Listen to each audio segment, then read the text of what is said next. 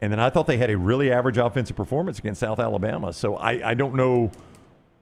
I don't know where this Auburn offense is. I know I'll know it through these next 4 games. You get back with me in a month, and I think we'll know everything we need to know about Auburn's offense. Well, you're playing against the SEC's #1 scoring defense if you're Auburn this weekend. Yep. Again, now that number can be impacted. They did play Michigan by their opponents. When you get numbers like that this early in the year, you got to be careful, putting too much stock into that. Like, is Ole Miss's defense as bad as the numbers would indicate? Probably not.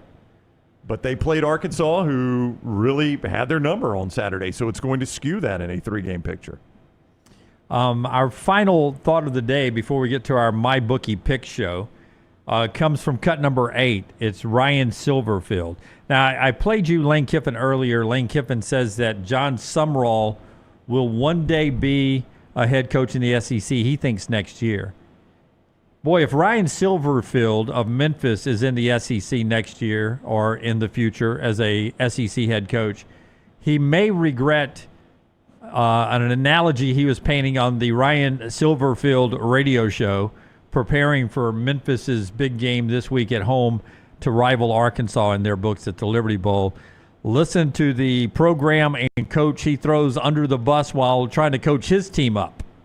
We do this all the time, but generally on a Sunday afternoon when we meet with the team, we do 2 things, and we always start off with not our standard. We always start with the negative, and the not our standard is Georgia wide receiver, right, arrested for driving 900 miles per hour over the speed limit, right? That's a weekly occurrence. So that's one of those, like, we'll show. Wow. Whoa. Wow. Oh, my God. Is that from Learfield and the Ryan Silverfield radio show, Memphis Tigers? Can we pull the graphic again, the last 2+ years on teams over their last 30 games? If we have got that graphic again. Am I going to see this guy up here? Well, I mean, Ryan Silverfield, say what you want about Justin Fuente, the job he was able to do at Memphis. But Silverfield, look at this record. Boy, I tell you. Big game this weekend, 11 o'clock, Liberty Bowl against Arkansas. A very winnable game for them, obviously. Look at that. I mean, they are actually the 4. third. Well, if you're looking at it with 26-4, both Georgia and Ohio State second. Yeah. Third best record at 25-5. Yeah, boy. I know it's the American, but still. Under the radar, though. You don't think about that ever. My playoff team this year. We've heard that. And I've got them beating Arkansas this weekend. That'd be a huge win for them. Yeah, but that's one of those where if you end up in the SEC, Kirby Smart and Georgia's the standard really right now. So, or even worse, that's a tough little get. Even worse, if by the end of the year you find yourself in the old 5-12 game and Georgia happens to be that 5. Ouch! That soundbite right there gets played again. Yeah, I don't know if Kirby holds onto it like Dan Lanning. If he said that about Lanning and they had to play Oregon, Kirby, who convinced a national championship team that the media had voted him 7-5. That's true. You don't think Kirby will hold on to it? That's our show today. Don't go anywhere. Continuous coverage continues with our extended Thursday with our MyBookie.ag pick show coming up. We're going to pick some college and NFL games. So just give us a second to get everything set up here, and we'll just keep going live. So, no new link. You're staying right here. Yeah, no new link or anything. Stay right here. Just talk amongst yourself for 30 seconds? Sure. Talk amongst yourselves. Chat's still open. You can argue about anything in the chat. Or say nice things about one another. Do I say God bless you, God bless America right here? I would, yeah. Okay. So, again, continuous coverage continues. But for those of us that are leaving on the West Coast to see Murder, She Wrote, God bless you and God bless America.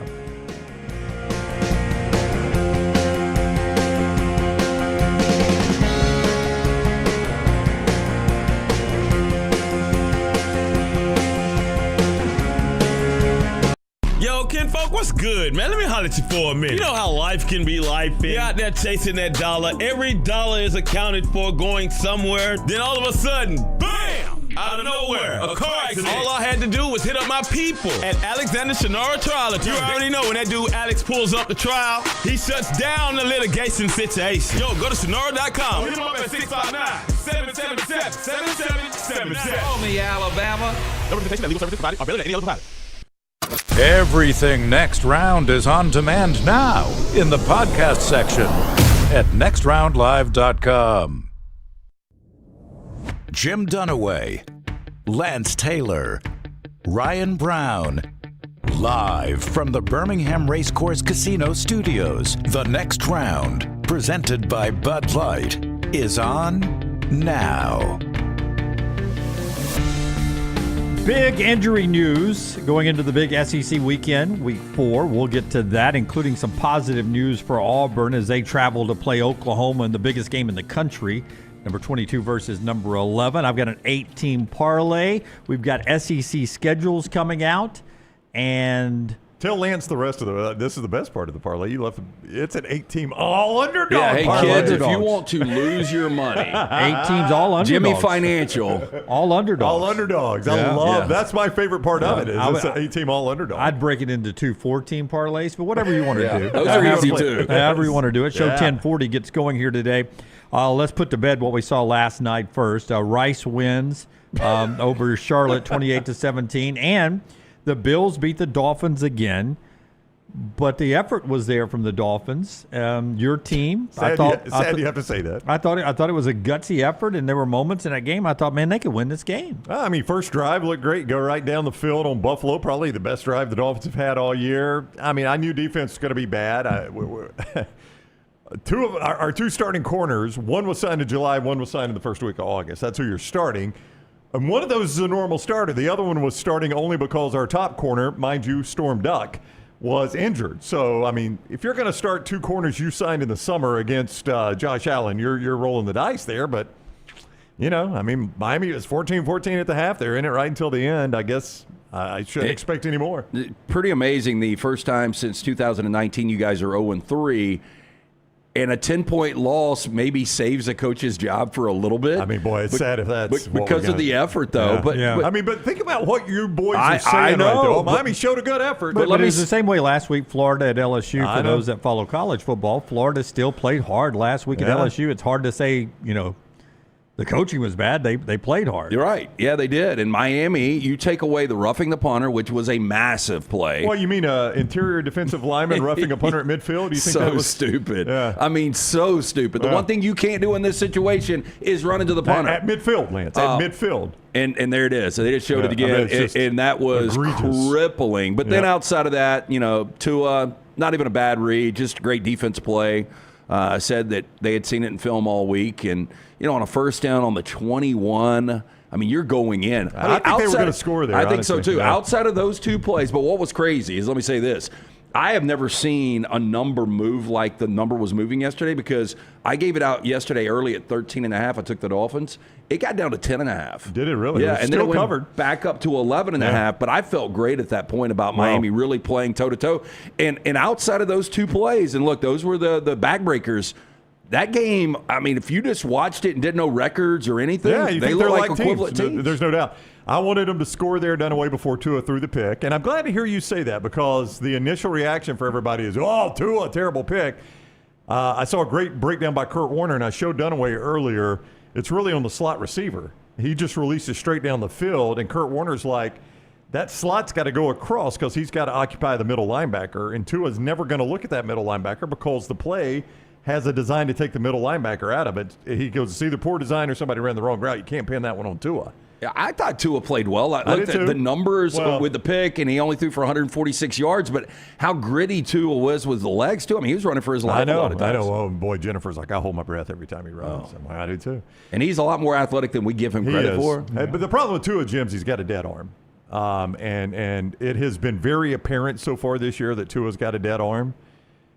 And I don't know that you can ever get that back. I don't think you can. So I don't know what the future is for Tua, because his arm strength has greatly diminished. They can't push the ball down the field because he can't throw it down the field anymore. Everything is just a little lollipop right there. Yeah, you know Tyreek loves that. Oh, I know. I mean, Tyreek Hill, I'm sure he's upset. And Waddle, too. I mean, Waddle's a great deep threat, but you can't get it to him because he's got a dead arm. I thought A-Chain ran the football well. Like Ollie Gordon, too. Yeah, I think the combination of Gordon and A-Chain could be really good. Absolutely, if you had a quarterback. But if you don't win next Monday, you've got the Jets. Oh, I know. I know. He's probably done then, Jim, at 0-4. Probably so.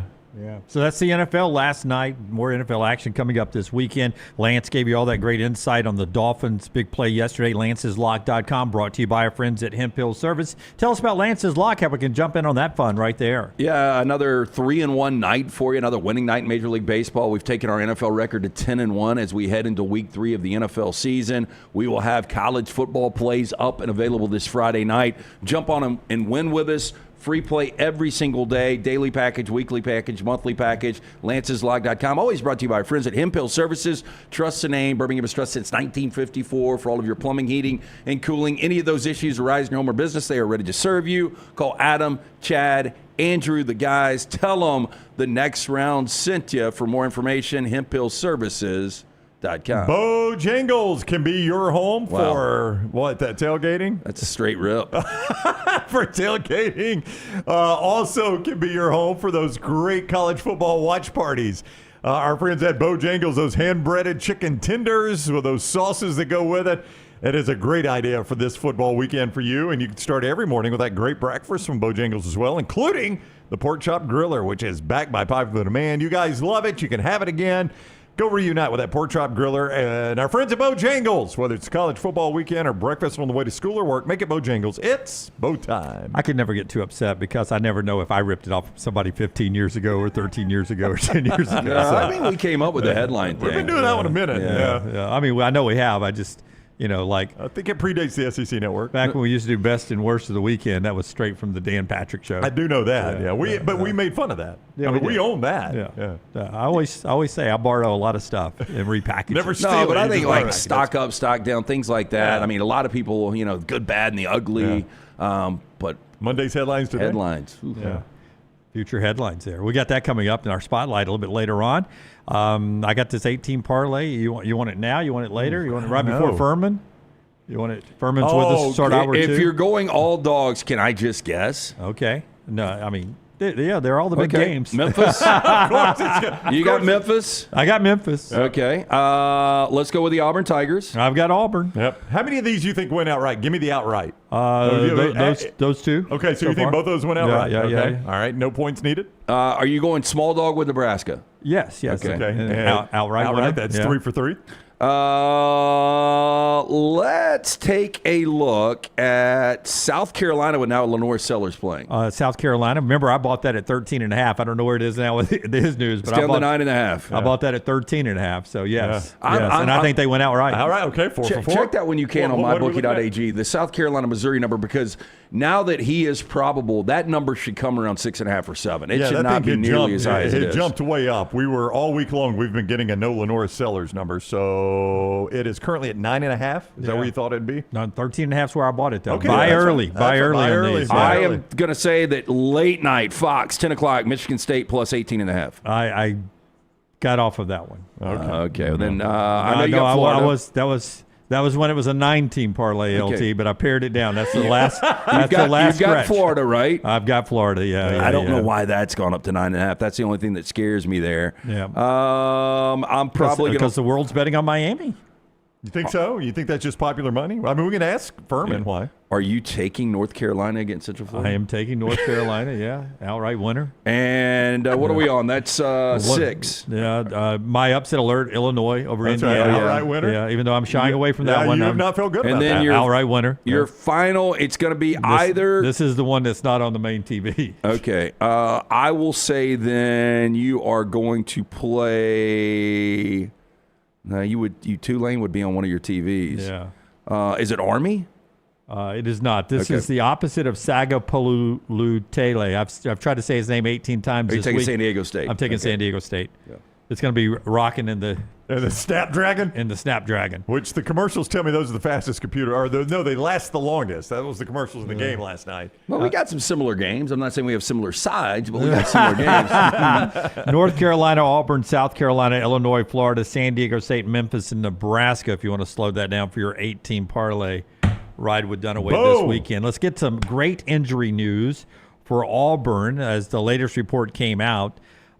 First, before we get to the great Auburn injury news, Forster, as you bring this up, can you slide it down to the Oklahoma side of this injury report right here? Because remember last year, Jackson Arnold, when he left Oklahoma in his rearview mirror, he basically left a wagon that was burning because that was I don't know what it is about the training room at Oklahoma. It must be the most comfortable room in the building at Oklahoma because they have a lot of folks who are in the training room with the Sooners. Look at that. That's their injury report for this week. 1, 2, 3, 4 guys out. Of course, R. Mason Thomas is suspended for the first half after targeting. 2 guys doubtful, 2 guys questionable, and then 6 guys probable. Oklahoma not afraid to fill out the paperwork for that injury report. I think if I had a really good grad assistant that was on staff and anybody's nicked up, I'm probably unloading. Yeah, your toe hurting, probable. Would you guys not do that? It's a bad nail. Just to throw confusion out there, I guess, and just to make people think about things they shouldn't think about. Just deflect as much as possible. Meanwhile, for Auburn, almost all positive news, and this is officially on the SEC a report that you have to go out. Jay Crawford is making the trip. He's doubtful, but he is going. Making the trip, though. Yeah, so that's not out. Leaving the door open. Amaris Williams, the big defensive end, questionable now. That's been upgraded from doubtful to questionable.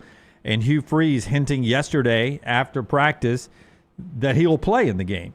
And then all these from questionable, now probable. Champ Anthony and Eric Singleton Jr. among those. I mean, we saw Eric during the interviews yesterday, and we said to ourselves, he's going to play. He's saying he's going to play. He did not sound questionable to him. And he was basically talking about, so there is a chance that only Robinson, who is out, doesn't play. So those guys may not all be 100%, but Auburn, about as healthy as you could be for week 4, going into a massive road game in the SEC opener, and a chance to move way up the rankings if Auburn gets this dub. Am I overplaying the saying that the loser is going to be out with only their first loss of the year? No, I don't think you're overplaying it, just because of what Auburn faces immediately and what Oklahoma faces from now until the end of November. Yeah, this is one of the reasons I have no problem with the 12-team playoff. Right. Like, regular season is still ultra important. Like, we're talking about a September game where 2 undefeateds, if one of them lose, the probability of making the college football drops dramatically because of what they've got in front of them. In fact, I think there are 4 games this week. Auburn, Oklahoma, and then in the Big 12, Texas Tech, Utah. I think the same thing. You're saying loser is... I do. I think the loser goes in a totally different direction. The only thing I would say about that, I almost said that earlier this week. The only thing I would say is I think at 10-2 with 2 conference losses, you could still find yourself in that championship game. And that's all you want in the Big 12. Win one to get in. That's the thing that will save I see what you're saying. I think Iowa State may be the one that blocks the loser of this game. I don't know if Iowa State's going to fall off enough to the point. Gotcha. I think Michigan, Nebraska, and I think Illinois, Indiana carries the same weight as Auburn, Oklahoma, not from a national perception, but for the race to get that final Big Ten playoff spot. I feel like Michigan, Nebraska, Illinois, Indiana sort of carries that same weight. So and let me say this real quick, Brown. That the loser is in a bad place. I think there are 2 SEC teams that those 2, obviously Auburn and Oklahoma, but I think there's 2 other SEC teams going into the season. It was college football playoff or bust. South Carolina, after 9 wins, if they lose this weekend, they're done. Oh, they're done. They are absolutely done. And then I think on the other side, Ole Miss, although they haven't lost, if they were to lose to Tulane, which is a tricky game, I don't think they can get back. Well, they could only because of the conference race. Yeah, it's a non-conference game. But it would be hard to foresee them losing at home to Tulane and being able to flip this thing quick. And it looks like Simmons is not going to play. And that might – Chambliss, we all agreed, looked really good. He is out. He is out, according to the latest report. It's one of the big stories on ESPN.com this morning that Austin Simmons is out for this game. Unlikely to play, I guess, is the terminology they use. So the Division II National Championship Trinidad Chambliss looked really good last week. I thought he was fantastic. I mean, in that spot. But, I mean, you do want there's a reason you had QB1 and QB2. And Lane Kiffin knows quarterbacks, and so ultimately Simmons is probably the better option there. But sometimes you throw, quarterback 2 in, and they do some pretty amazing things. He was 21 of 29 for 353 against an SEC defense. Now, I don't know that Arkansas's defense is anywhere close to the top of the SEC. I don't believe it is. I don't think Tulane's defense is anything great this year. That was what I was going to say, is how much better is the Tulane defense than the Arkansas? Yeah. I don't think it's marginally better, if anything. Didn't South Alabama get like 31 on Tulane in that game down? 33-31 was the final.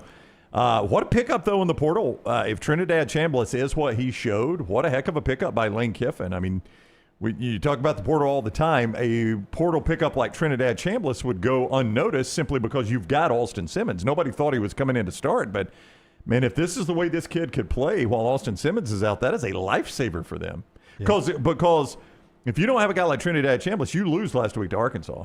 And you would be in trouble this week. I mean, I think if you were just starting a normal backup that didn't play to his level, you'd be in trouble. You're out of the playoffs. Let's look at the betting line for the Auburn-Oklahoma game, where that is, before we hear from Hugh Freeze and sort of set the table for the big game in Norman. Our pick 3 is coming up starting in our next segment. You can play that at nextroundlive.com. Nextroundlive.com. You have until 11 o'clock tomorrow. It is Saturday games only. And the lines are set there. In our pick 3 for us on the show, we play different lines than you guys do. We play live lines. You guys play the lines that are already set for you at nextroundlive.com. That's in the Buffalo Wild Wings pick 3. That comes up in the next segment. The show being brought to you right now, Brownie, by our friends at mybookie.ag. Yeah, you mentioned the point spreads, Jim. Oklahoma's still holding at a 7-point favorite over the Auburn Tigers on Saturday, total of 47 in that game. If you want to look at some of the early games, actually, let's do the tonight games. Iowa, if you want Big Ten football tonight, is on the road at Rutgers. They are a 2.5-point favorite in Piscataway. A total of 46 for that game. The early game tomorrow, the big noon kick, Utah, 3.5-point favorite over Texas Tech. Total of 57.5 for that one. You can play all of those games and all the Sunday NFL action right there at mybookie.ag, code next round. Mybookie.ag, code next round. It is so easy to sign up there at mybookie.ag. You just go to the website there, mybookie.ag, enter a little personal information there so they know who they're dealing with. One of the things you've got to make sure you enter, though, is code next round, and here's why that's important. When you sign up, code next round is going to come with that $500 bet back bonus. Here's how that works. You make your first bet. They cover it up to $500 right there. You lose, right back into your account at mybookie.ag. That is code next round. Bet anything, anytime, anywhere. mybookie.ag, code next round. I would guarantee over the last couple of weeks, one of our listeners, viewers, their wife or girlfriend said, honey, you're getting a little thin up top. Ooh. It's not necessarily a shot. She's being preemptive. She's letting you know, look, it happens to the majority of us when we age as guys. It doesn't matter. Sometimes it could be in your 20s, your 30s, your 40s. Didn't happen to me until my 40s. Can happen in your 50s. When it starts happening, be preemptive. Go see the best in the business, Dr. Beckenstein, 205-319-0316. Tell him and his great staff the next round sent you, t3hair.net for more information. T3's got a test. It's easy, painless, affordable, takes 4 seconds to perform. It's going to show which medicines and compounds will specifically work for your hair loss. Men and women ordering Hims, other products online, don't even know if they work. Stop wasting your money, critical time on products that aren't working for you. Go see Dr. Beckenstein and his great staff and find out what will work. 205-319-0316 or t3hair.net. Yesterday, Hugh Freeze, travel day today, but yesterday, Hugh Freeze had a media availability, and he talks about the opportunity to get Auburn's first ranked win on the road since 2021. Here's the Auburn coach. Auburn hasn't won on the road against the ranked opponent since 2021. Just what is that opportunity like for you guys? Listen, I love our team. I really do. I love the way they've worked. I love the way they've prepared.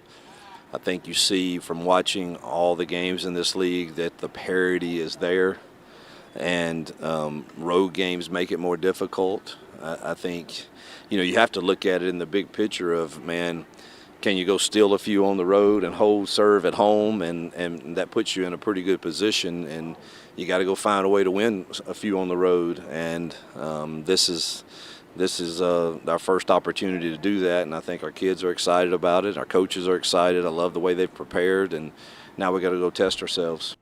There's a chance, I don't think it's going to play out this way, but there's a chance Auburn does not only faces one unranked road team this year.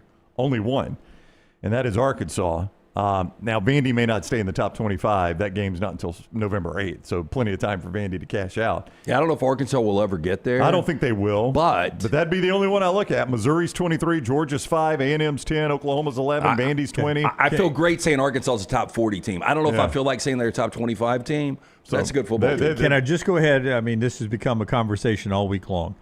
No matter which SEC schedule you look at, they're all tough. Everyone is either playing 6, 7, or 8 ranked teams the rest of the way. That's just the way it is because, I think every one of Alabama's opponents the rest of the year currently are ranked in the SEC. All the conference opponents, Yep. And this, some have 7, some have 6, some have 8. Nobody's got less than 6 ranked opponents the rest of the way. So it's crazy. We can put it at the bottom of the screen. We can build it in next to that big Bud Light can down there. The SEC. The SEC schedule the rest of the year is hard. It is hard. Difficult. So for Auburn to break that streak, and I guess I just had not stopped and thought about that streak. 2021 is a minute ago, and to break that streak, Lance, they got plenty of chances to do it, but. Well, I tell you what, if you hadn't done it in a while, that is a little bit scary. Yeah. I mean, this is a massive game. This would be Hugh's biggest win at Auburn. Without a doubt. I mean, I think his biggest win is either Baylor on the road to open this year or that Texas A&M game at home last year. Probably A&M because in conference, ranked team. Yeah, I mean, those are either one of his biggest wins, and this being a top 11 road game would overshadow either one of those very easily. Yeah, those were happened to be his last 2 Power 4 wins. That's a good point. Baylor and Texas he's on a streak of great wins there for him. Yeah, absolutely.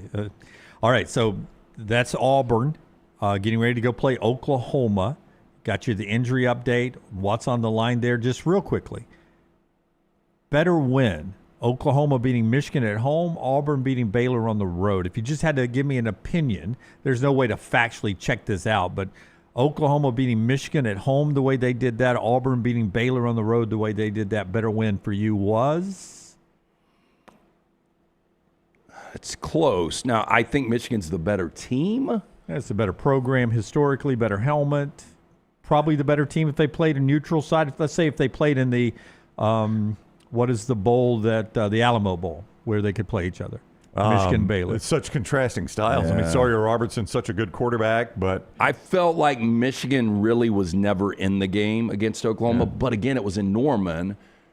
And I think anybody would have a problem with Sawyer Robertson on the road. Yeah, based on what I have seen, Justice Haynes could have a day against Baylor. Oh my gosh, so that would be helpful. It's one of the worst rush defenses in college football. I don't know what Michigan would do with Sawyer Robertson, so I think they're probably fairly close. Yeah, but if I had to take I would give Auburn the edge for being on the road. I'll go Auburn. It felt bigger for Oklahoma, Michigan because it was your primetime game, the Michigan helmet. Well, I think if you strip all of that aside, going on the road to Baylor on that Friday night was probably slightly better. I think we're probably splitting hairs though. Yeah, probably very close. Yeah. And we'll make a projection on who gets the Auburn game ball. Maybe other than Jackson Arnold. Obviously, if Auburn wins, he'll get it. But some big news in the SEC.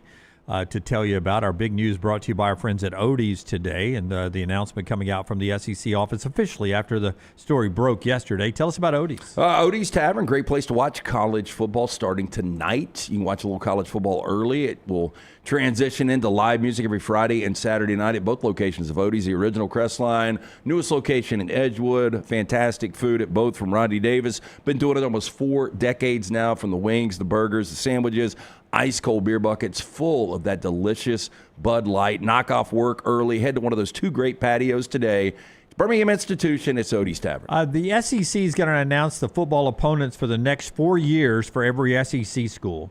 1-hour television special coming up Tuesday night, 7 o'clock Eastern, 6 Central on the SEC Network and ESPN2. That from Chuck Dunlap this morning. Here's the interesting part that Brandon Marcello points out. Now, Chuck even says it right here.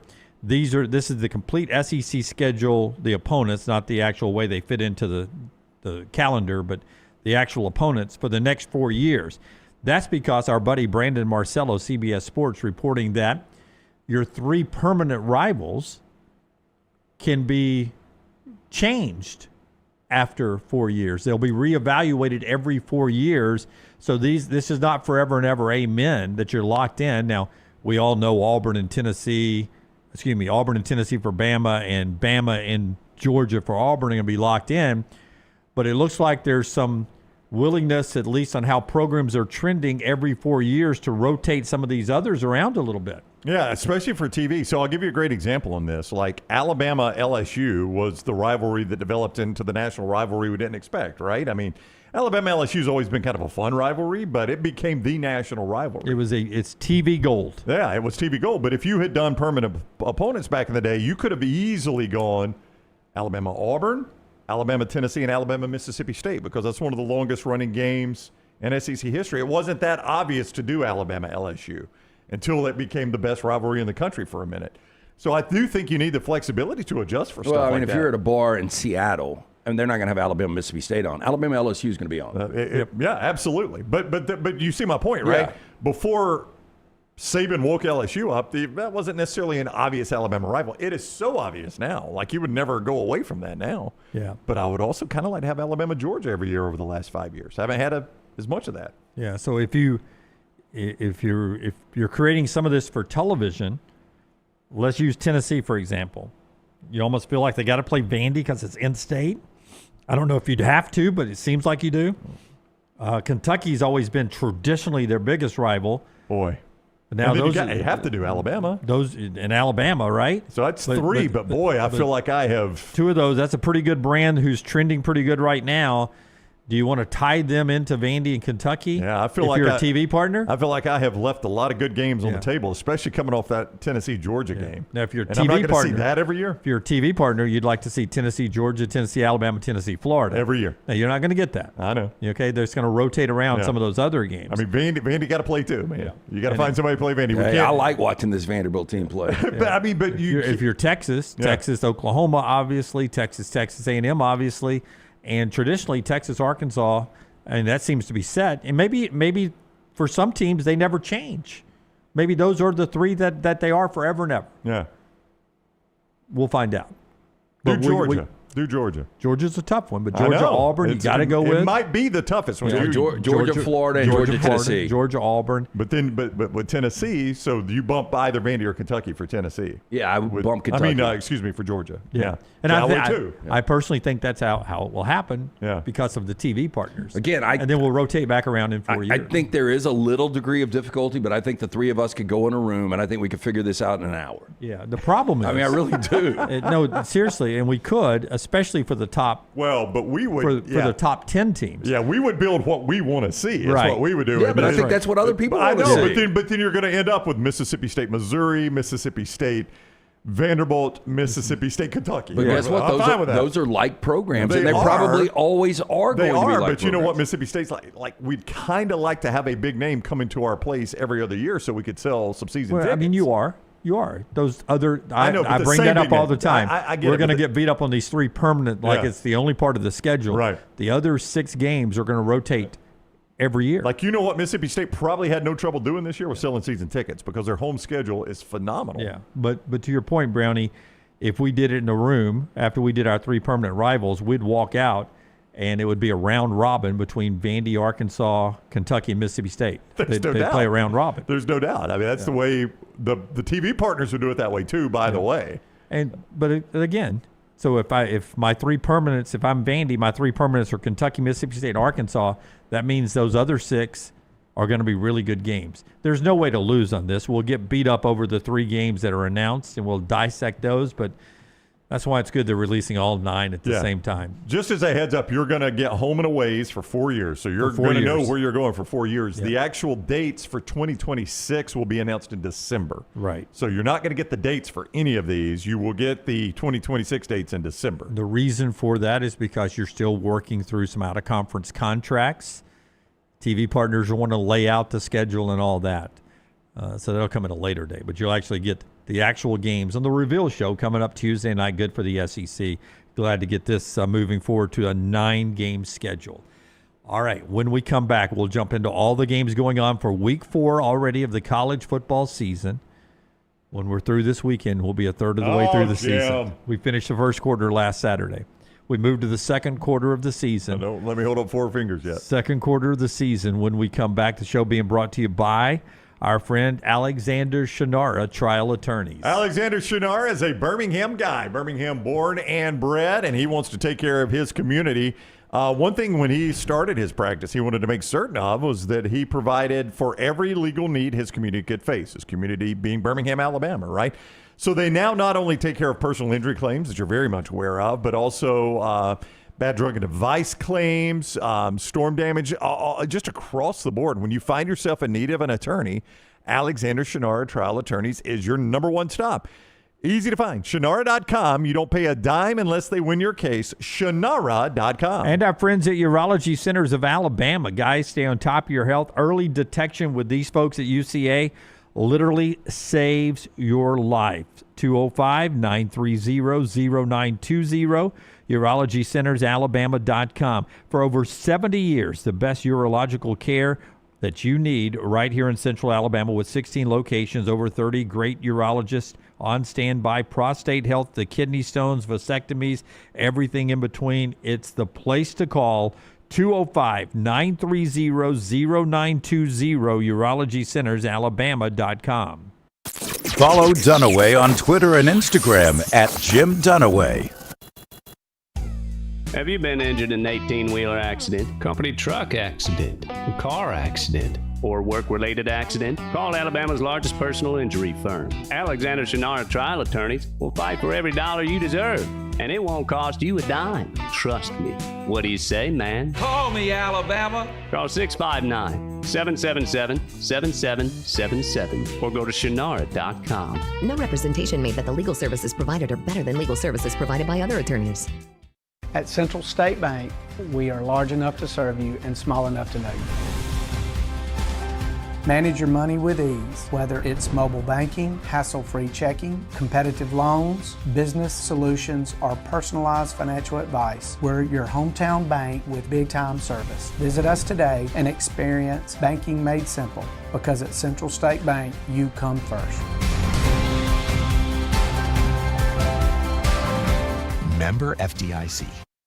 Twin Peaks is the best in the game. Here, you're in the red zone for every college rivalry and divisional matchup all season long. I mean, where else are the scenic views as good as your view of the game? Only at Twin Peaks, the #1 sports bar. Hey, there's nothing worse than waking up to a plumbing problem. Don't get caught in a flooded house. Call the guys at Hemphill Services. Adam, Chad, and the team at Hemphill are the only ones I trust to fix it and fix it right the first time. Hemphill Services does it right and always at a fair price. For all of your plumbing, cooling, and heating needs, trust the name that Birmingham has trusted since 1954. That is Hemphill Services. Call now, 205-229-2090. That's 205-229-2090. Get all your favorite Next Round gear all in one place. NextRound.store. From our Next Round hats to the logo tees to the all-time best-selling Y'all Can Have the Rest shirt. You can look your best by shopping with us at NextRound.store. Take the next round anywhere with NextRound.store. Stop by the New York Butcher Shop and pick up the finest in certified Angus prime beef steaks and burgers, premium pork chops, ribs, and all-natural chicken cut to order just for you. Their chef-prepared entrees and side dishes are the perfect dinner-to-go choice for your family and are ready to heat at home. With a great selection of fine wines and desserts, the New York Butcher Shop is your one-stop dinner shop. 2 locations to serve you, Cahaba Heights and on Highway 119 in Greystone. The New York Butcher Shop. Rare quality, well-done service. What are you waiting for? It's non-stop gaming action at Birmingham Racecourse Casino. Come play more than 900 of the latest and greatest games around, featuring fun bonuses and big jackpots. You can wager and win on horse and greyhound races from all over the world. There are more ways to win at Birmingham Racecourse Casino. Birmingham Racecourse Casino, located off I-459 exit 31 Derby Parkway. Must be 21 or older. Catch up on all today's Next Round on demand through the podcast platform of your choice, Apple, Spotify, iHeart, or Google Podcast, wherever you listen. Always like, follow, subscribe, and turn on automatic downloads so you never miss any part of the Next Round. It's bow time. Tired of choosing between sweet and savory? Why not have both? Introducing Bojangles' new chicken and bowberry waffles. The bold Cajun chicken filet you love, now drizzled with a bowberry honey glaze and sandwiched between 2 warm waffles. Which means your favorite meal of the day just met your new favorite dish. And lucky for you, it's served all day. But it's only here for a limited time, so try chicken and bowberry waffles at Bojangles today. It's bow time.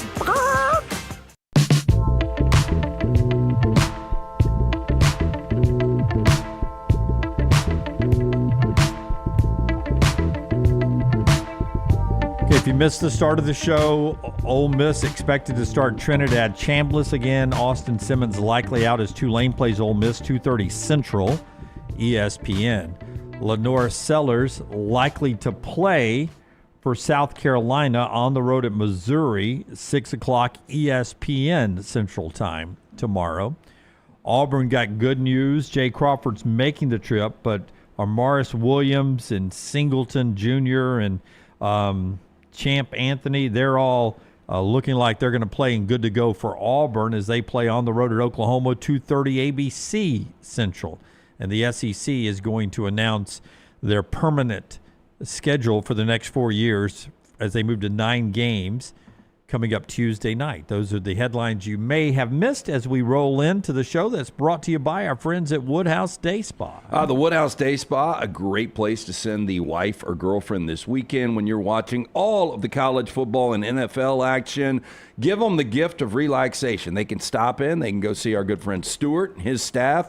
Beautiful location right there at the Summit Shopping Centers. You can pick up a gift card right there, or you can always go online, birmingham.woodhousespas.com. Let her choose from a menu of over 70 options, including the massages, body treatment, skincare, waxing. Again, it's America's best day spa, voted since 2009. Order that special person gift online, 24/7, birmingham.woodhousespas.com. Pick three, it's time for the pick three. 3 for you and 3 for me, that equals a pick three. Say goodbye to your family, it's time for the pick three. Only time that I'm happy is when it's time for pick three. I was actually at the Buffalo Wild Wings location of Highway 280 yesterday. TVs all over the place. Great place to settle in, watch your college football, watch the NFL Sunday Ticket, and how about this, the ultimate meal for 2.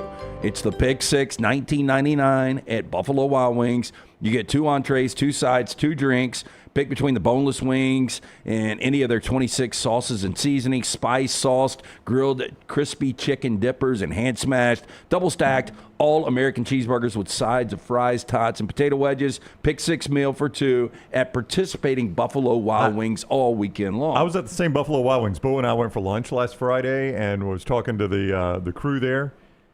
Which NFL team do you think is the biggest representation every Sunday at that Buffalo Wild Wings? It's 280 right up here near us. 280 right up here? Right up the hill near us. I'm going to say you're choosing between 2.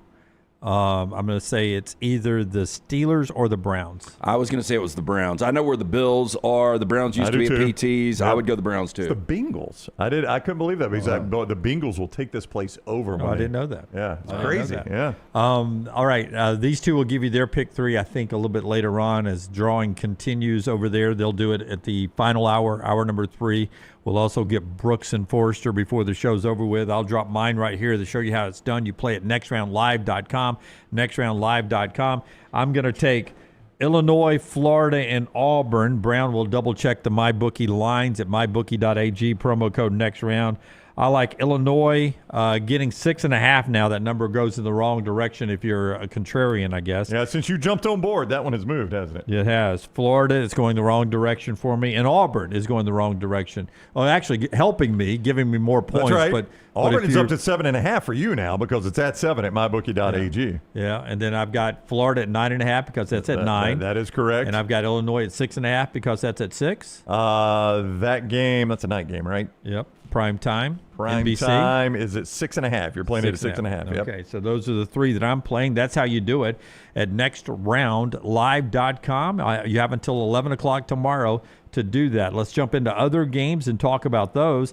It includes tonight where Iowa and Rutgers play each other 7 o'clock on Fox. You can't play this at nextroundlive.com, but we'll talk about this game anyway. 45.5 seems like a big number for these two teams to get to as in a total.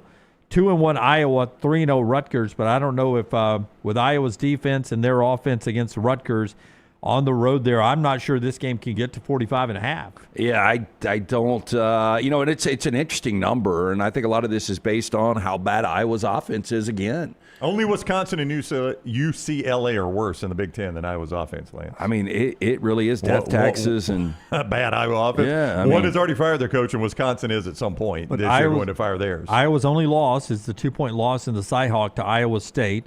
They're the favorite tonight. Rutgers unbeaten right now. They're 3-0, but it's for Rutgers, it's the toughest opponent they've played so far. But for Schiano, man, that is like the perfect fit for him. Yep, he's made them a lot more competitive and in contention for bowl games every year.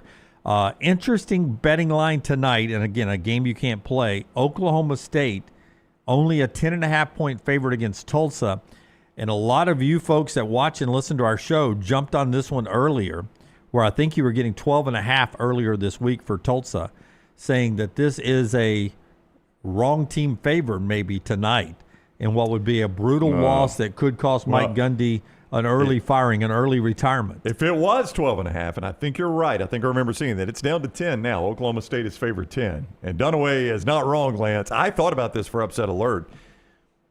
This might do it for Gundy. I mean, it could be a Black Sunday as far as coach firings go. We've already had 2 this year so far, and we're only 3 weeks in, but this could do it for Gundy. Well, I mean, we're talking about he is going head-to-head with the best golfer. We talked about Hugh Freeze earlier, but Trey Lamb is the best out there. We talk about good coaches cover, good coaches win, great coaches cover. Their last 7 games against the number, Oklahoma State, what do you think they are against the number? Well, they were bad against Oregon against the number. Yeah. So we're close. Last 7? Yep. 1-6. 0-7. Their last 7 out. It was going to be bad. They're only 1-10 straight up in their last 11 games. This has become a really bad product. I don't get it because I understand the ebbs and flows of the difficulty of that job. But 6-6 should be kind of the basement on a bad year, and every now and then get a 9 or 10 win season. But this looks like another bad Oklahoma State team. To your point, though, Jim, this number is only 10. Let me give you Tulsa's resume right now. They beat Abilene Christian 35-7. Lost 21-14 at New Mexico State and 42-23 to Navy at home. And that's the point spread. That's their resume, and they're still only a 10-point dog at Oklahoma State. I mean, that's alarming if I'm a Cowboys fan. Yeah, keep an eye on that one tonight. Looks like easy money, Oklahoma State, doesn't it? No, I don't know about that. Well, I'm just saying, if you're a layman, you're not paying attention. Oh, yeah, you're like, I would walk up to the window. Yeah. Oh, yeah, let's walk in here and put some money into the sports book here in Las Vegas before we go watch the dancers. Yeah. Or go see somebody in the Sphere or whatever. And you walk in and you're like, Oklahoma State, I'm only got to give 10.5 against Tulsa. I'll put down 100 on that, Joe. And then you do that. If before you don't look at what Tulsa's done. Yeah. If before the season, I just thought Oklahoma State would bounce back in a little bit, a small way, not winning the Big 12, but I thought they'd be much more competitive. And if I could have gotten this at 10 preseason, would have been all over it. Yeah. We gave you the biggest game in the country, Auburn, Oklahoma. We talked about that a ton. Second biggest game in the country, I'm going to call it Texas Tech and Utah. It's 11 a.m. It's a big noon kickoff. It is 10 a.m. body clock for Utah. Actually 10 a.m. real time in Utah. It's 11 a.m. Texas Tech body clock time as they play out there. The impact on this, you start with the quarterbacks. Baron Morton, the real deal at Texas Tech. Devin Dampier, who came in from New Mexico with his offensive coordinator, Jason Beck. 2 quality quarterbacks. Can Texas Tech's $5 million defensive line, they spent $5 million in NIL just on their defensive line, can they somehow impact Dampier, the quarterback for Utah in this one? I am fascinated. And speaking of covering, Texas Tech 5-1 their last 6 out, to see how this all comes together with the money that they have spent in NIL. I think the difference here is going to be Texas Tech has completely dominated 3 nobodies, 174-35. I think the difference is Utah has been challenged a little bit. Baron Morton hasn't played after the third quarter the entire year, and I think Dampier is going to be the difference. 8 touchdowns first 3 games, 74% completion rate. He's averaging 6 yards a carry. I think he's the real deal.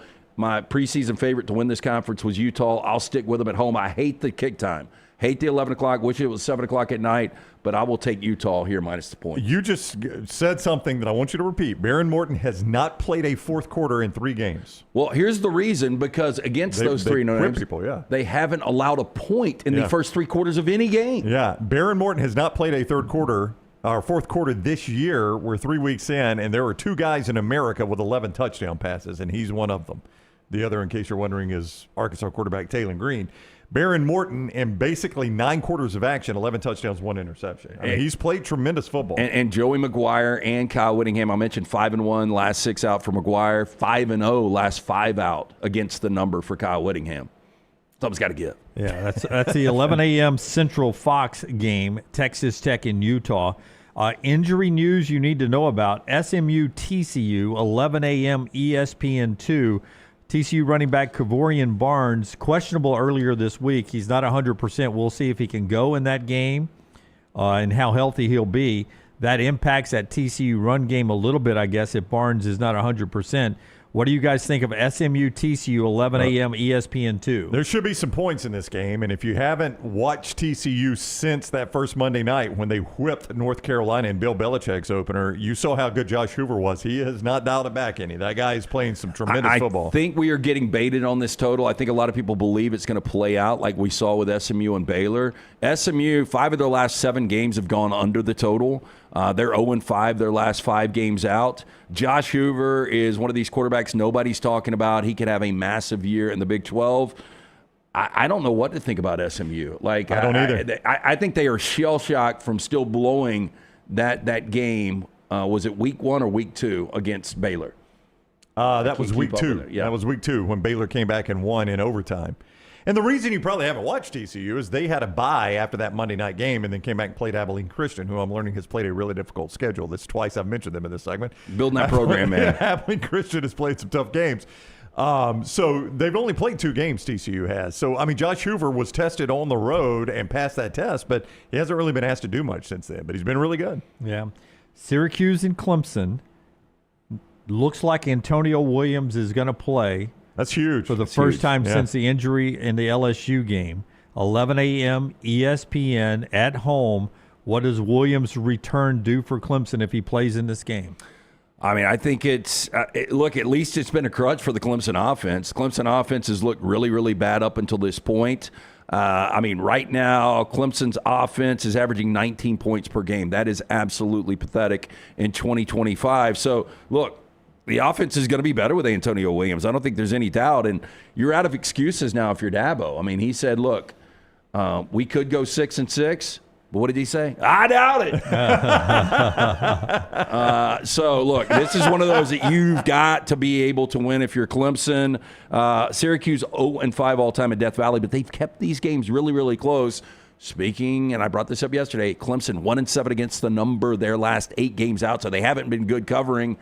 This is an inflated number. I don't know where you guys are on this. Even with Antonio Williams back, with Syracuse's ability to score, this is a lot of points. I probably will stay away from this. Clemson is the right way if you're a contrarian, but I don't feel good about laying these points. If we go back into the summer, even you're going to be the best test of this, not me and Lance. But if we go back into the summer and I said, Jim, I'm going to give you week 4, completely blind. I'm just going to give you 2 facts. Clemson and Syracuse are going to play. One quarterback leads the nation in passing yards, and one is 61st. Which ones would you have guessed? Yeah. Even you would have said it's got to be Klubnik leading the nation, right? As opposed to Angeli. As opposed to Steve Angeli, who is leading the nation in yards passing through 3 games. And probably, Klubnik is 61st. I thought, Kyle McCord was so good in this offense, and I was like, Angeli looked good when he came in, and we saw him a little bit in the postseason playing last year for Notre Dame, but I just didn't foresee this early on. I did not either. Big test this weekend against Clemson. It's by far and away the most difficult defense he's faced. Reputation games for the SEC after we tell you the show being brought to you by our friends at Alabama Power. Tell us about Alabama Power. Yeah, not only are they helping you save on your power bill, keep the lights on at Alabama Power, but they're also a great member of the Alabama community, and that is very, very important for them. In fact, one thing that Alabama Power has done as a member of this community is taking care of our rivers. Since 2000, Renew Our Rivers, coordinated by Alabama Power, has grown into one of the nation's largest river cleanups. What started as a community cleanup along the Coosa has grown into a movement with more than 104,000 volunteers who together have removed more than 13.5 million pounds of trash from Alabama's waterways. You want to keep Alabama beautiful? Check out the 2025 cleanup schedule, alabamapower.com/renew our rivers. And we welcome back Company Distilling right here on the next round. I told you guys I picked up a couple of bottles, the apple, the maple. I was eyeballing them last night, but school night, I tried to stay away from the bourbon. I didn't touch it last night, but the weekend is here, so I'll be busting out a little Company Distilling. You got school today? This is somewhat of a little bit of school. I understand. But, hey, pick up a bottle of Company Distilling available at ABC stores throughout Alabama now. Not only Alabama, Colorado, Florida, Georgia, Missouri, Oklahoma, South Carolina, Tennessee, Texas. If you're in a local bar, local package store, ask for it by name if they don't have it. tell them to get it. Fantastic product right now. The master distiller, Jeff Arnett, was with us on set at Galette's last week. But now this is a bottle that is great sharing with incredible company. It is Company Distilling. Pick up a bottle this weekend. I hate playing these games. I fly the SEC flag so hard. I fly it so hard. And, when you lose Texas at Ohio State, there's no shame. LSU Clemson, if LSU was a loss, that no shame. If Florida loses at Miami, no shame. And listen, I know Memphis is a good football team, and I know Tulane's a good football team, but this seems like these are reputation games. The SEC on the road, Arkansas at Memphis, 11 a.m. ABC, and Tulane on the road at Ole Miss, 2:30 ESPN. We told you earlier, Austin Simmons likely not playing for Ole Miss, so that means Trinidad Chambliss again. We talked a little bit about Retzloff and what Tulane comes to town, but their defense is as much the story. Can they bow up and do something to slow down that Ole Miss offense? Yeah, I mean, Tulane's defense it really hasn't been good up until this point, and I agree with you on if Tulane was to beat Ole Miss, that's a shot to the SEC. I don't necessarily know if I believe that with Arkansas and Memphis, just because we're talking about Memphis could ultimately be your Group 5 rep, and you're playing one of the bottom feeders in the SEC? Yeah, So I think so. I don't think that would be shocking. I think more so on this one, Jim, is by the end of the year you can look back and say, well, yeah, but they were starting Trinidad Chambliss. They weren't starting Austin Simmons if Simmons does come back and play well. So that one might be a touch more forgivable. But it's funny you say that because I wonder, does that factor in if you're Lane Kiffin? What do you mean if I'm Lane Kiffin? Well, I mean later in the year, if I'm 9-3 and I'm 6-2 in the SEC and it's Selection Sunday, can I make a case then that we lost that Tulane game because we didn't have QB1 playing? Yeah, he'll say no, don't get me wrong, I love Trinidad. He's a great competitor, great player, but there was a reason Austin was our starter and was all year. Well, I mean, at that point, Austin's got to come back and win SEC games and look really good. But in that scenario, he has. I mean, you're 6-2 in the conference. Yeah, and I think quietly Ole Miss has built pretty good home field advantage. They're 15-1 their last 16 home games. The one loss was the baffling loss to Kentucky. Yeah, and then there's Arkansas, Memphis. Tulane Green in Arkansas, 500-plus yards of offense in all three games so far. Playing at Memphis, we talked about the betting line. Arkansas is a touchdown and a hook favored in this game at the Liberty Bowl, 11 a.m. on ABC. I would expect, to be a great Arkansas crowd there. But how do you guys feel about this game? Well, so one of the most spectacular defensive performances of this past weekend we haven't talked much about, and that is what Memphis did on the road at Troy. I don't know if you guys saw this. They only gave up 112 yards to Troy. I got to go back in the box score and see what happened there, but 112 yards we heard on the road. Not controversial, but the interesting comments from Ryan Silverfield, your Memphis coach, when he was talking about Georgia players getting arrested for driving 1,000 miles an hour all the time. And I brought up the fact this is his best defense. As good as he's been, 25-5 his last 30 games, they're only allowing 11 points per game. That is 21st right now in college football. And I think what's going to be fun about watching this game is you've got a dynamic offense, 11th nationally, in scoring at almost 48 points per game, going against that really, really good Memphis defense. We'll know how good they are after this matchup. Yeah, Memphis has not given up much yardage all year to anybody they've played, but that group they've played is Chattanooga at home, at Georgia State, at Troy. So this is by far and away the best quarterback they faced and the most prolific offense they faced. Okay, so pride on the line for you. You fly the SEC flag, but your Group 5 rep is Memphis. That's right. This is tough for you. This would be such a massive win for that program. Who do you pull for? I pull for the SEC, but I'm in like what you want to call a no-lose, no-win situation here. I mean, if Memphis does win, I can walk away saying, well, I may be right on that group of 5 or group of 6, whatever it is now. Playoff bid there. Purdue, Notre Dame, 2:30 NBC. We'll see what Notre Dame has. They're 0-2, should get an easy win at home. Florida State hasn't played. Man, they've been off the radar since they beat Alabama. Bye week, East Texas, after they beat East Texas A&M. Now they get Kent State, 2:30 ACC Network. I don't think this is good for Florida State. I don't either. Yeah. I don't either. I mean, because you're so hyped up and everybody's talking about you. And look, you earned getting into the poll, but have you earned being in the top 10 yet? And now you're running off these other teams. And Kent State, I mean, name your score if you're Florida State. It will get real for the Seminoles next week. You kind of wish they would have played a Syracuse or a North Carolina State. Just somebody. Just be in the conference play at some point here, yes. Yeah. And that weird early bye there. So it's basically been Alabama bye and an easy win over East Texas A&M, then a real bye, and now Kent State. A weird start to the schedule. It gets real for them coming up. By the way, if Florida State and Miami continue to win, the last time they both were in the top 10 when they played each other, Miami and Florida State, 2013, over a decade ago. Maybe headed to a Miami-Florida State top 10 matchup for the first time in over a decade. You know, there was a time, you guys remember this in the 90s, where every one of those games came down to a kick, and it always seemed like it was right for Florida State. But, I mean, they were one-possession games. It usually decided – one representative who was going to be playing for the national championship. Those games were massive. Yeah, in the 80s and for part of the 90s, that was the biggest game in the country. Regular season all year. Primetime CBS with Brent Musburger. All right. Viewing menu right after Brownie tells us about the great folks right there at Brownie. How about Central State Bank? Central State Bank, Jimmy D. That's the bank that is big enough to meet every single need you have. But they're also small enough to know you, and they are part of your community, and that's how they know you. A bank that plays on your team. Central State Bank, your hometown bank. They serve Shelby County and Tallapoosa County. But anybody in Central Alabama, come to Central State Bank. Whether you're chasing dreams or building your business, they got the tools, team, and personal touch to help you win. More than 100 years of trusted service, large enough to serve you, small enough to know you, rooted in community, driven by relationships. It is our friends at Central State Bank, member FDIC. Michelson Laser Vision, 205-969-8100. Got the procedure done over 2 decades ago. Still have 2015 vision, better than 2020. Make the phone call that I made. Ask for Amy Toe. The next round sent you. She's going to hook you up with a hassle-free consultation. 0 to lose to find out if LASIK is right for you. 205-969-8100 or michelsonlaservision.com. So first off, I saw him yesterday. Not worth it. Tyler gets I told you. Even Tyler. Yeah. Yeah.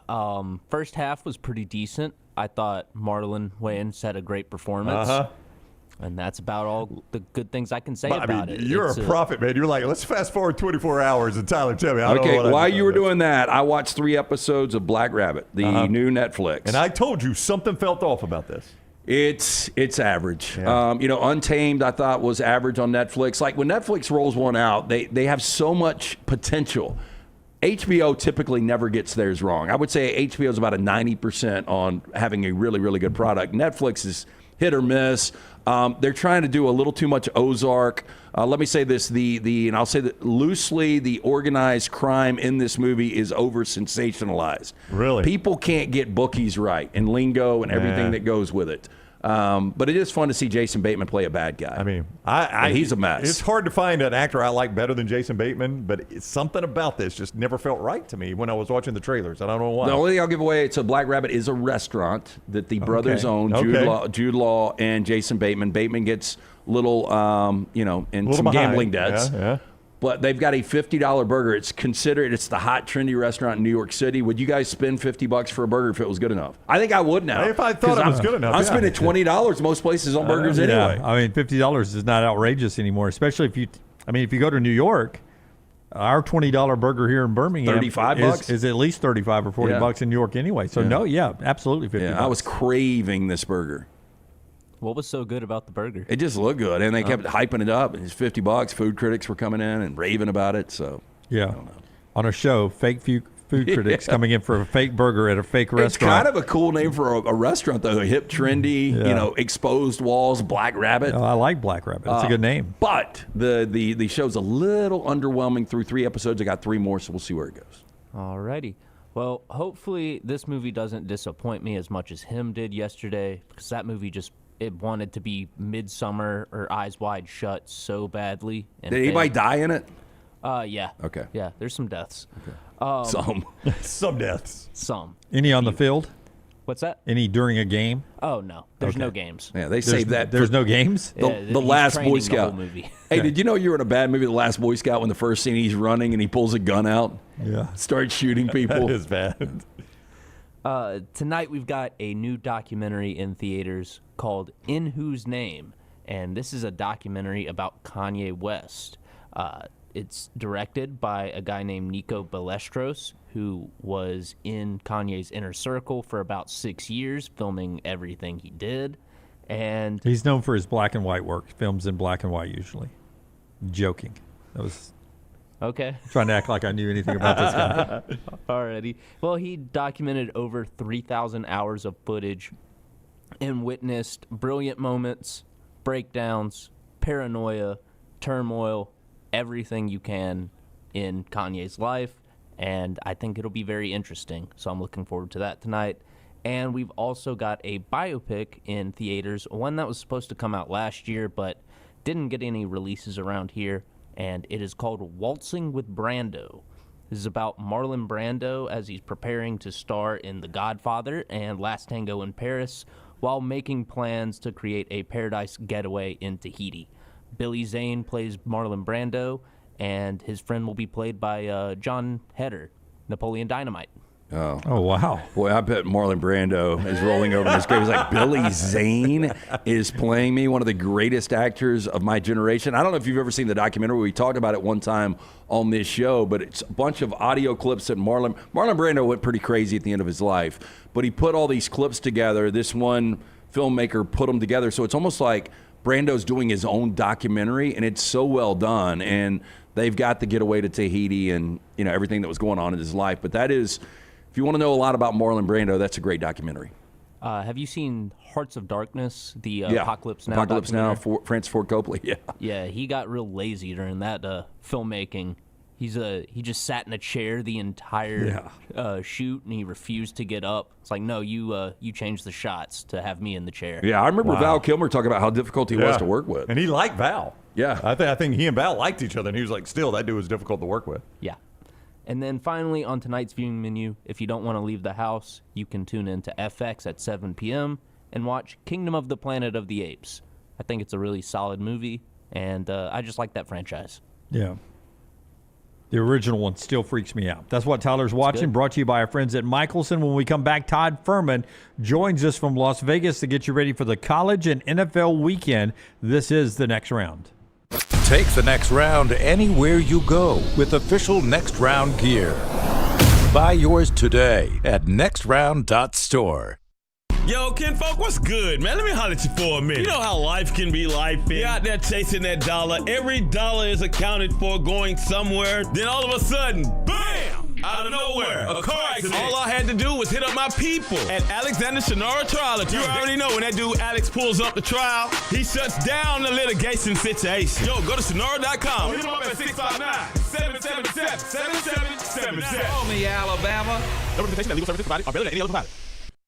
What a matchup we've got, folks. Just nonstop action. The energy is electric and the fans are all in. An intense game like this calls for a Coca-Cola. Ah, crisp and refreshing. That's a game changer. Yeah, that taste scores every time. And just like that, they're back at it. Passionate fans and an ice-cold Coca-Cola. Now that's a winning combo. No matter the team, no matter the sport, everyone knows fan work is thirsty work. Enjoy a Coca-Cola. What are you waiting for? It's non-stop gaming action at Birmingham Racecourse Casino. Come play more than 900 of the latest and greatest games around, featuring fun bonuses and big jackpots. You can wager and win on horse and greyhound races from all over the world.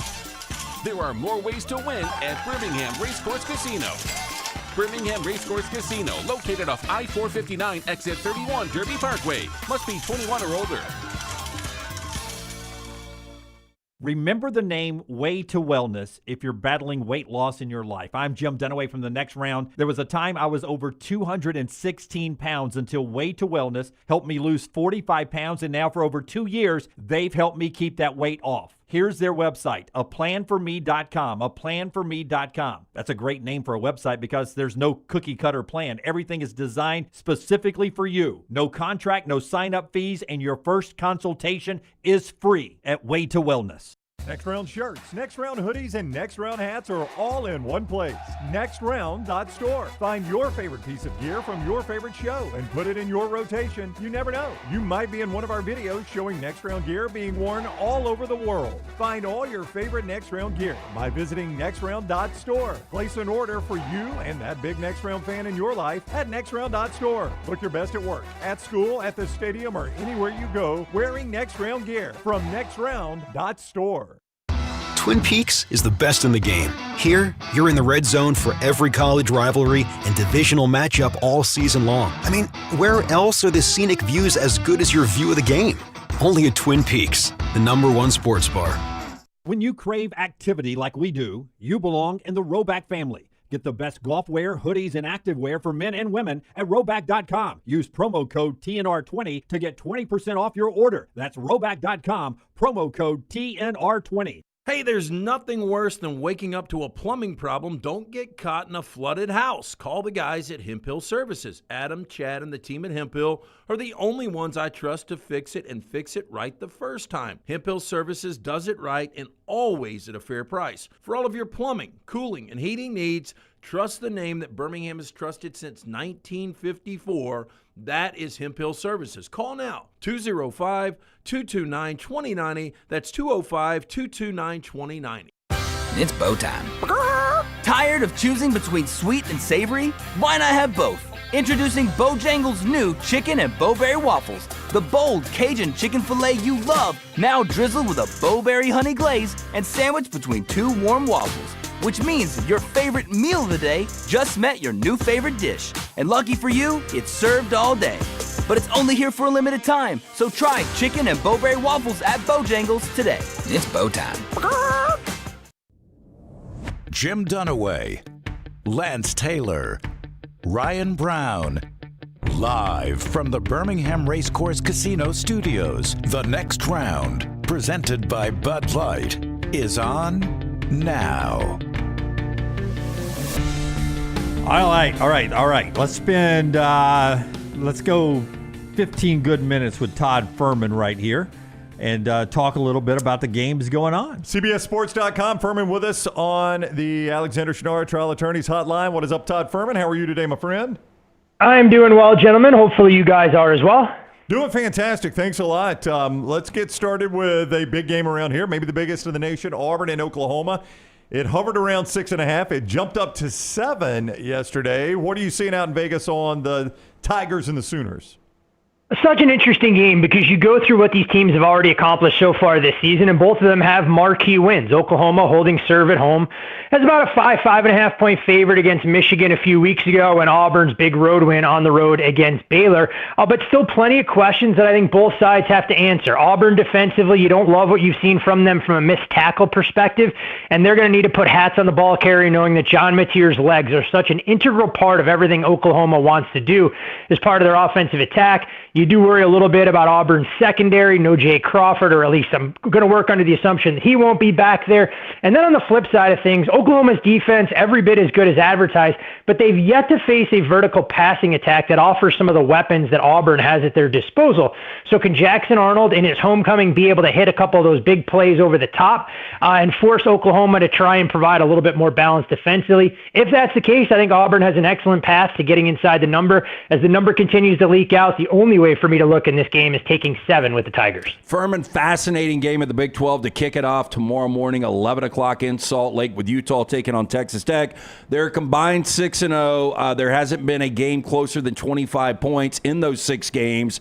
But we really know nothing about either one of these teams because they haven't played anyone. I mean, Texas Tech has been completely dominant. They haven't given up a point in the first 3 quarters of any game. Dampier's been great for Utah. Utah minus 3.5, a total of 58. Where do you lean on this matchup? You nailed it, LT. You look at these resumes for these two teams, and both of them are outside my top 115 in strength of schedule. You try and figure out what is the marquee victory. Is it UCLA week 1 that really hasn't held up over time for Utah? Is it Texas Tech dismantling Oregon State last weekend? I think this is where rubber meets the road. And when you look at the way that Tech has kind of rebuilt their roster, they made trying to get big-time defensive linemen a part of their transfer portal haul, and it's paid dividends so far. But this is the kind of game they're gonna need those guys against a very talented Utah offensive line to kind of keep Devin Dampier hemmed in and not allow him to break contain and pick up some of those explosive runs. I look at Utah from a skill position standpoint, and at the receiver and running back position, I have some major concerns here compared to what Texas Tech has. Baron Morton has been phenomenal. He's a quarterback we knew that had a ton of talent. It was always about durability for him and his ability to stay on the field. But with that early kickoff and the body clock and the magnitude of this game, I think these two teams could come out and start a little bit sluggish. I don't really have a strong opinion on the side as the number kind of teeters between 3 and 3.5. But I do think there's an avenue to get in and out of this game. Looking to go under the first half total at 28.5. I think it can get very loose the deeper we get. But if these two teams go through a little bit of a feeling out process, much like a heavyweight fight, we could get a couple of empty possessions early and sneak that one across the finish line with that 10 a.m. local start at Rice Eccles. Fuhrman, I know you don't follow the UAB program like we do, but there are periods in time with Watson and Brown, Bill Clark is the coach, that you would say when UAB was playing an SEC opponent or a named brand, you'd say, oh, can UAB rally and win this game? That's not the case with this team. UAB Tennessee, I was so impressed with Joey Aguilar. Can you lay all these points with the Volunteers, or is this a game you just stay far, far away from?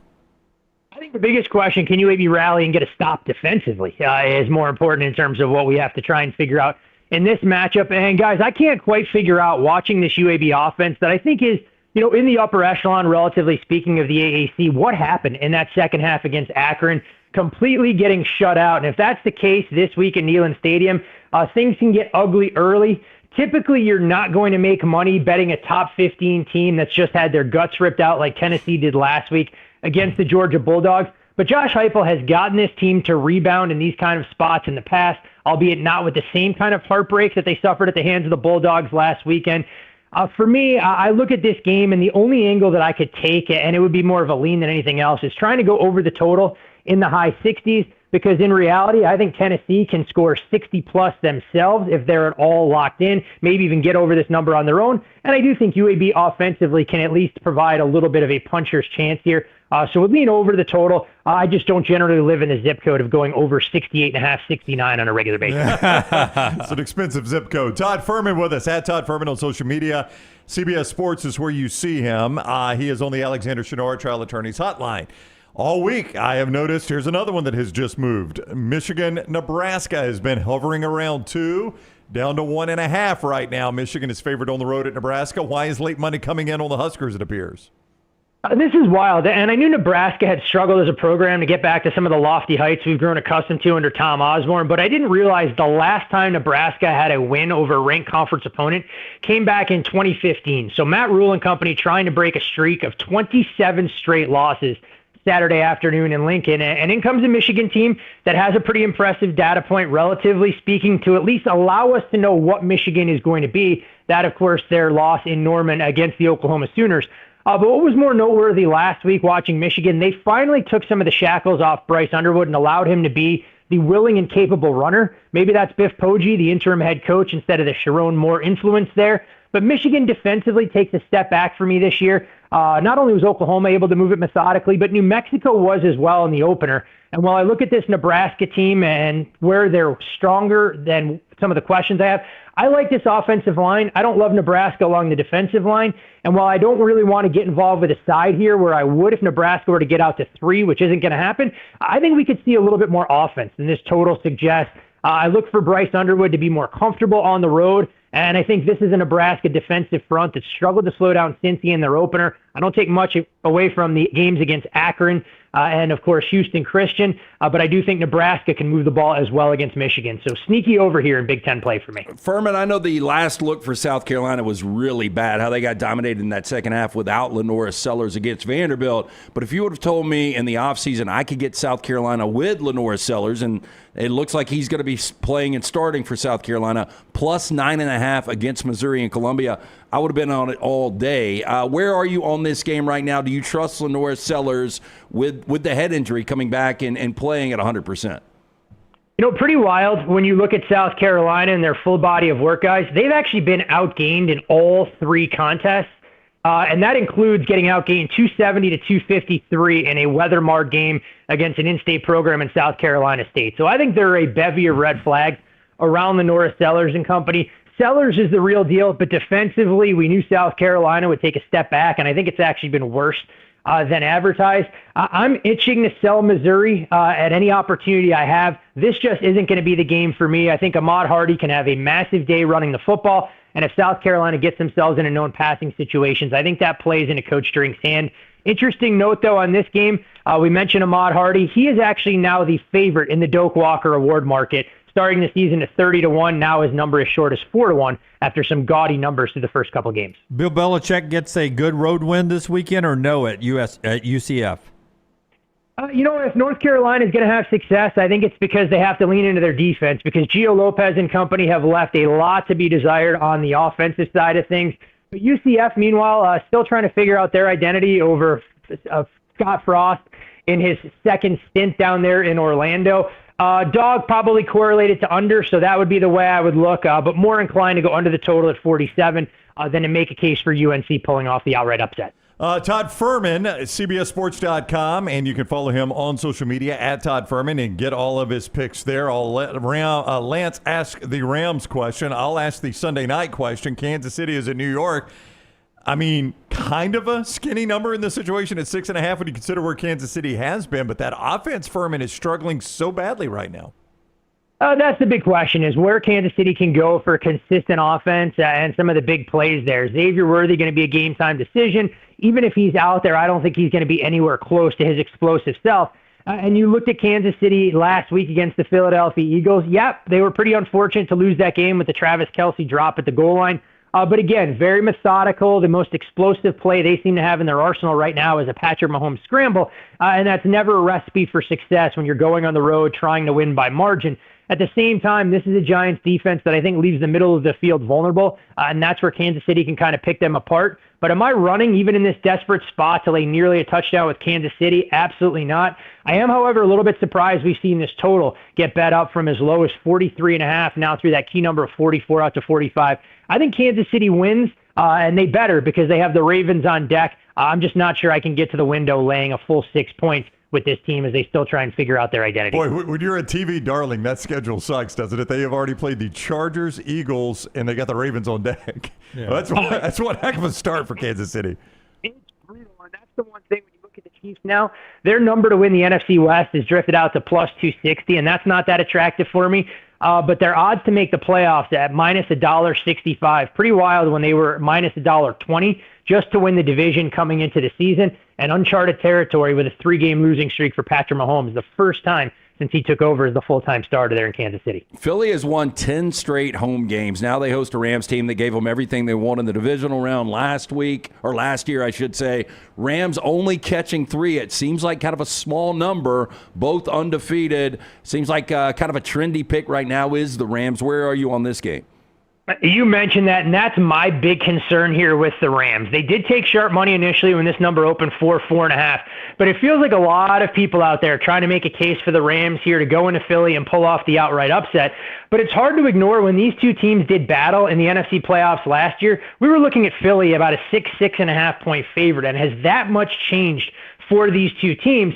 You can make the case that Philadelphia offensively is a far cry from what they were adjusting to life under a new offensive coordinator. Defensively, probably not as stout, especially with questions that have to be answered in that defensive backfield. But this Rams offensive line is going to get tested again in this spot, much like they did week 1 against the Houston Texans. And unlike the Houston Texans, Philadelphia can run the football effectively, and that's where I worry about the Rams being able to get off the field. So again, another game, I sound like a broken record. At 3, would probably lean towards Philadelphia, respect the money that came in. But I am interested to see how this total gets bet, because I can feel like it's a sneaky over if Philadelphia decides to run the ball effectively and get something out of their passing game, forcing the Rams to play from behind, using that talented tandem of receivers to put Philadelphia's secondary on notice. 2 unbeaten teams, Cards and 49ers in Santa Clara. I feel like this is the weekend Marvin Harrison Jr. gets going. Some reason I like the Cards here. Biggest move of the weekend in terms of the total here, Dunaway, opened as low as 43 amid speculation that Brock Purdy would be a long shot to play. He's logged 2 limiteds this week, and it's part of the reason why we've seen this total leak all the way out to 46. Very strong move on that first half total. Came in yesterday, 22 out to 23. We've also seen the Cards open as 1-point favorites with the 49ers moving out to 2.5. I'm kind of the same mindset as you. I want to see how far this number goes before I got behind the Arizona Cardinals.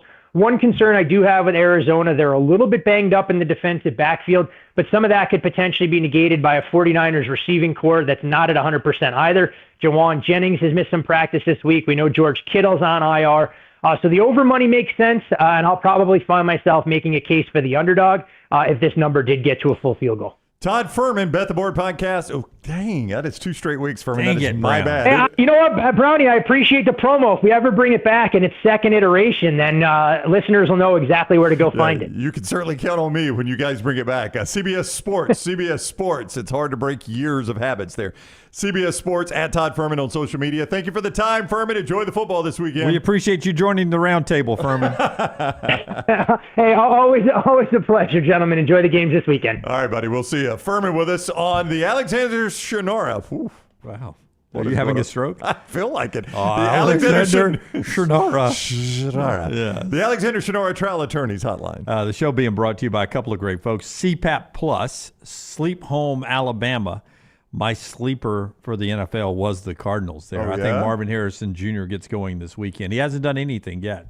I heard somebody yesterday talk about, hey, he's still going to be a Hall of Famer. I mean, that's a bold prediction based on where Marvin Harrison is in year 2 of his career. Hard for wide receivers, too. That's it not really exactly is. easy for them to make the Hall. What is not hard is getting the home sleep study from our friends at CPAP Plus. 5 great locations throughout the state of Alabama. Birmingham, Trustful, Pelham, Foley, Troy, the O'Neill brothers, Woody and Joe, do a fantastic job. It is Alabama's best home sleep testing and CPAP. No lab, no insurance, just easy-to-wear fingertip devices, clinically validated that connect to your smartphone, complete with the physician's interpretation of your results. $199 home sleep test. They will ship it right to you and get all the information at that great website, sleephomealabama.com. You want to look great at the tailgates or the college football and high school stadiums you go to? You can look great as that sun shines with these sunglasses and many more like it from Breakline Optics. BreaklineOptics.com, code TNR30 to save 30%.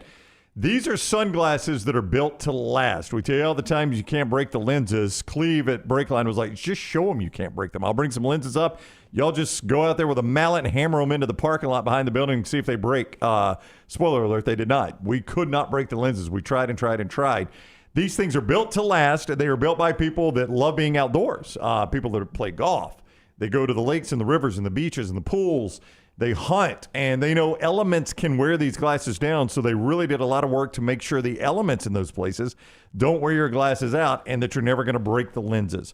BreaklineOptics.com. Code TNR30 saves 30% on your order when you go right now to BreaklineOptics.com. Look great and have some sunglasses that will last from Breakline Optics. BreaklineOptics.com, code TNR30. Brown's about to tell us about Bojangles. Got 2 tender moments of the day today. One of them is right here. Let's go! Let's go! Let's go! Here we go! Here we go! Let's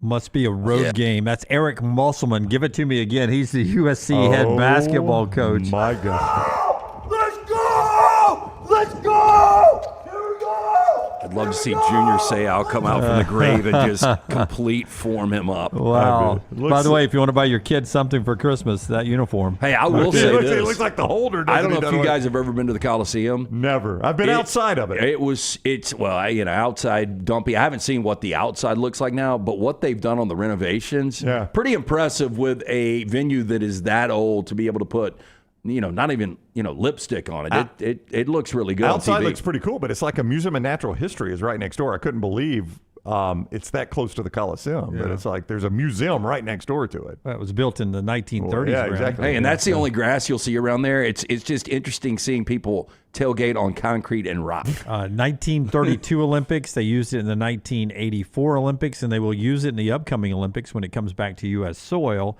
the LA Coliseum there, now basically USC's main tenant for that. That's one of our tender moments. The other one, no graphical support because I didn't send it to Forrester, but from Front Office Sports and our viewer Karen, she sends me Division III, Lycoming College, has a 58-year-old freshman defensive lineman, Tom Sillo, who quit high school football in the 1980s to, quote, do drugs. It doesn't say what drugs.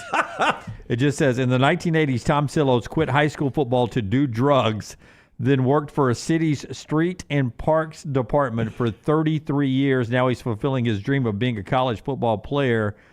Good for him. That's him as a 58-year-old defensive lineman. Yeah. I tell you, but he didn't say what drugs. He just quit. No, I literally thought Dunaway was going to say to go serve in our United States military. We salute you. Nope, do drugs. That's one of those things. There's a lot of things that can go off the tracks being a parent, but if your kid comes to you, I'm giving up football. Why? Well, why?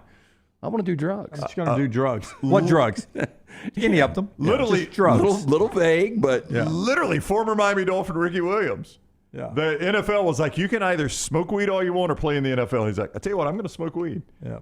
You're welcome. In retrospect, let him smoke weed, right? Yeah, thank you for the offer. Yeah. I'm going to go smoke weed. I did see this story. Look at this guy. I just, at 58, your body is, your mind can be really, really sound, and you can have an advantage over a lot of these 20 and 21-year-olds. Yeah.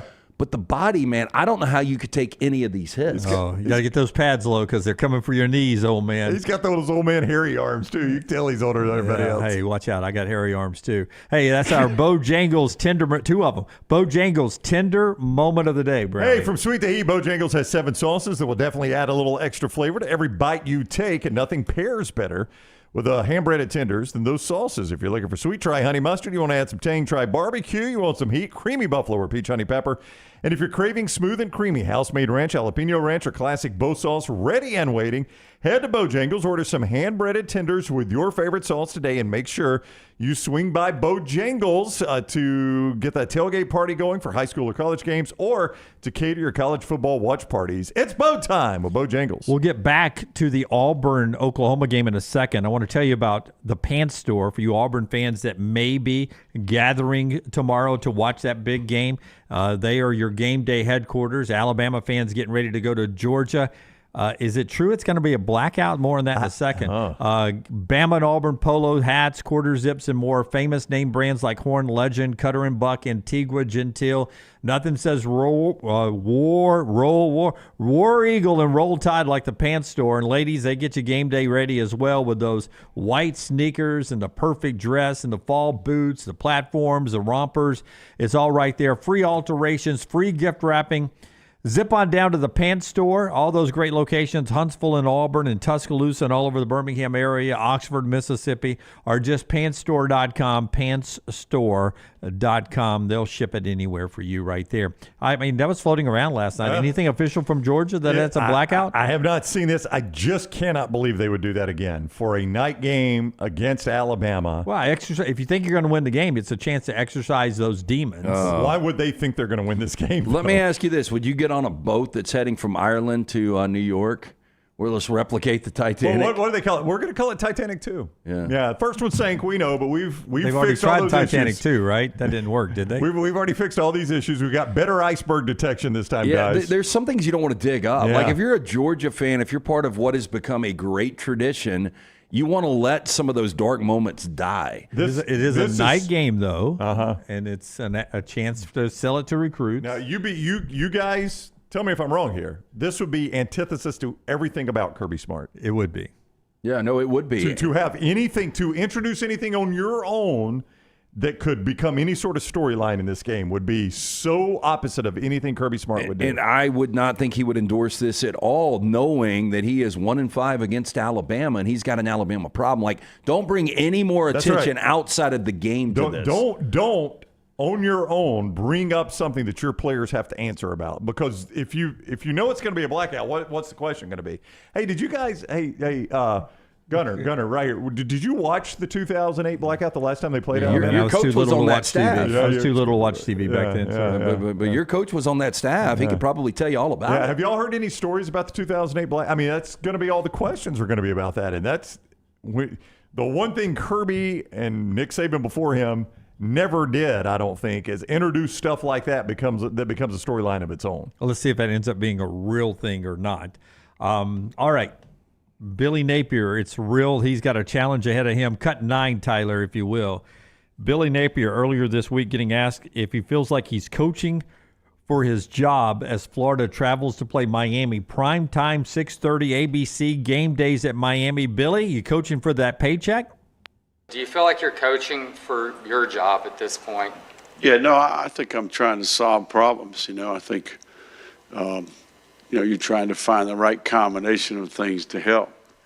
And look, we're a handful of plays away from winning that game Saturday. So I think you got to try to be as objective as you can, and you got to get consumed with how you help the players. How do you help the players improve? How do you help position the players in a little bit better spot here or there? And keep the human element intact. That's the really important part. So, I do think, in my opinion, a man is not defeated until he blames someone else, right? So I think it's key, for us to, evaluate what we can do, every individual within the team and organization to contribute and help us get better. Good quote. He had to look down at it. I know. I had this written down. I was going to sneak it in. I'm pulling for Napier. I really am. I hope they're as competitive this weekend as you and I think they will be, because if they are, I think they're going to beat Texas. And I really, really believe that, because Arch is struggling so much, and Florida's defense was so freaking good last week against LSU. Yeah, so Miami this week, then Texas A&M. Yeah, so look, it's every week. He cannot completely turn it this week. That's the thing, right? Like, even a win over Miami, you go win, that doesn't turn this for No, Napier. you're 2-2. You're 2-2. But if you lose, at some point you're going to hit the point of no return. Yeah, I don't know if that's my fear is when the guys tap out. That's right. You're going to be a point of no return. Like, I don't think he can do anything this week. If they went and beat Miami as bad as Miami just beat South Florida, which is what, like 52-16 or something? 49-12. 49-12, whatever it was. I didn't think that turns it for him, because you're still 2-2. Yeah, but the problem is if you lose this game by double digits, if Miami was to cover at home, then you're back-to-back double-digit losses after losing at home to a Group 5. 3 consecutive losses. I don't think you can pull it out of the gutter. At some point, the players will check out. And it may have been after 5 interceptions at LSU. We may see them lay a dud. Yeah. But if not, they can win this game. Yeah, and if DJ has another dud and they lose this game, you just think, mentally, is he lost for the season? Yeah, Napier, 4-15 versus ranked teams. That's bad. 5-14 away from the swamp. That's bad. Game's not in the swamp, and Miami's ranked. It's a bad combo. Carson Beck, now 3 interceptions against Florida last year when he was a Georgia Bulldog. That's an important point, though. It really is. He's got Joshua Moore, better receivers maybe this year. But against Notre Dame and South Florida, 2 ranked teams, he's 545 yards passing, 6 touchdowns. Yeah, I'm glad you brought that up, because I have kind of shit on the Miami skill coming into this season. Malachi Toney, the true freshman, is great. C.J. Daniels, the guy that's played a ton of college football, has been really good as well. So I shouldn't be surprised, but the Miami skill is much better than I thought it would. And they lost Isaiah Horton, too. You've seen him with Alabama. That kid's a good player. Restrepo, Damian Martinez. They lost a lot of skill year over year, and they've performed pretty well. That primetime window right there, if you just want 4 games on at once, Florida, Miami, Illinois, Indiana, South Carolina, Missouri with a healthy Lenora Sellers, or at least him trying to play, and Arizona State, Baylor. That could be good TV. Let's get it. That's a company distilling window. Yeah, pop the bourbon right there. All right, when we come back, Monday's headlines today. What we'll be talking about Monday off the games coming up, and we'll get to our 4 downs. The show being brought to you by our friends at Twin Peaks, LT. Hey, Twin Peaks is another fantastic location to get in tonight. Watch a little Iowa-Rutgers. You can watch the games all week in there. They've got the NFL Sunday ticket. And most importantly, they've got the signature 29-degree draft. The Twin Peaks girls running around in 3D all over the place, serving up those 29-degree drafts, lunch or dinner. No one does happy hour like Twin Peaks, whatever your preference. They've got everything from the tequila cocktails, extensive bourbon category, to the top shelf spirits and cocktails served over the ice balls, lunch, dinner, all the great games. Stop in. and see our friends at Twin Peaks. When it came time to redo the master bath in the Brown house, my wife Jennifer scoured the internet looking for the right person for the job. And what she did was she talked to contractors, people that had used contractors, read reviews. She did her homework. That's the way my wife does this stuff. And she came to me and said, hey, look, I think this Brad Bill guy is the way to go. So Brad came out and he looked at our job and he said, the first thing I want to know, what's your vision? I'm not here to sell you on a vision. I want to know your vision. We were like, well, we kind of want it darker. It's a little light. We want it updated. We'd like the shower a little bigger. We want this here, this here. And he's like, okay, that's what I'm going to do. So from start to finish, Brad could not have been better for us. And I'll tell you what he specializes in is master bath, kitchen, and master bedroom closets. It's not to say it's all he does, but here's what Brad knows. You use those rooms a lot. You want them to be big, good, functional, updated. When you own your home and when you go to sell your home, those rooms really pop, and you can make some money back in the master bath, kitchen, and master bedroom closets. If you want to see more before and after, Scott showed you a lot here, but if you want to see more, AlabamaBathRemodels.com. AlabamaBathRemodels.com. Or if you just want to call Brad and get him to come out and look at your job, 205-422-1758, 205-422-1758, AlabamaBathRemodels.com. Follow Scott Forrester on Twitter at ScottForresterTV. Yo, kinfolk, what's good, man? Let me holler at you for a minute. You know how life can be life. You're out there chasing that dollar. Every dollar is accounted for going somewhere. Then all of a sudden, bam! Out of nowhere, a car accident. All I had to do was hit up my people at Alexander Shannara Trial Attorney. You already know when that dude Alex pulls up the trial, he shuts down the litigation situation. Yo, go to Shannara.com. Hit him up at 659-777-7777. Call me, Alabama. No representation that legal services provided are better than any other provider.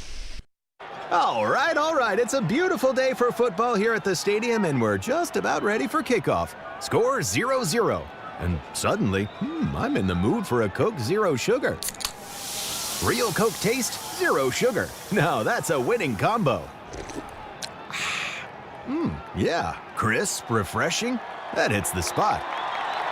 When it comes to great taste, Coke Zero Sugar's always on the scoreboard. Coke Zero Sugar. Real Coke taste, zero sugar. This hour of The Next Round is presented by the Birmingham Racecourse Casino, now featuring 7 days of giveaways with your chance to win a share of up to $125,000. The more you visit the Birmingham Racecourse Casino, the more chances you have to win. To everyone who craves a fresh meal made just for you, let our team member Jacob share what's special about Culver's. In Wisconsin, our food comes from the heart, and taking the time to handcraft your meal with care is how we've always done it at Culver's. It's why your Butterburger doesn't touch the grill until after you order. Come to Culver's and let us serve you a Butterburger, made special just for you. From Wisconsin with love, welcome to Delicious.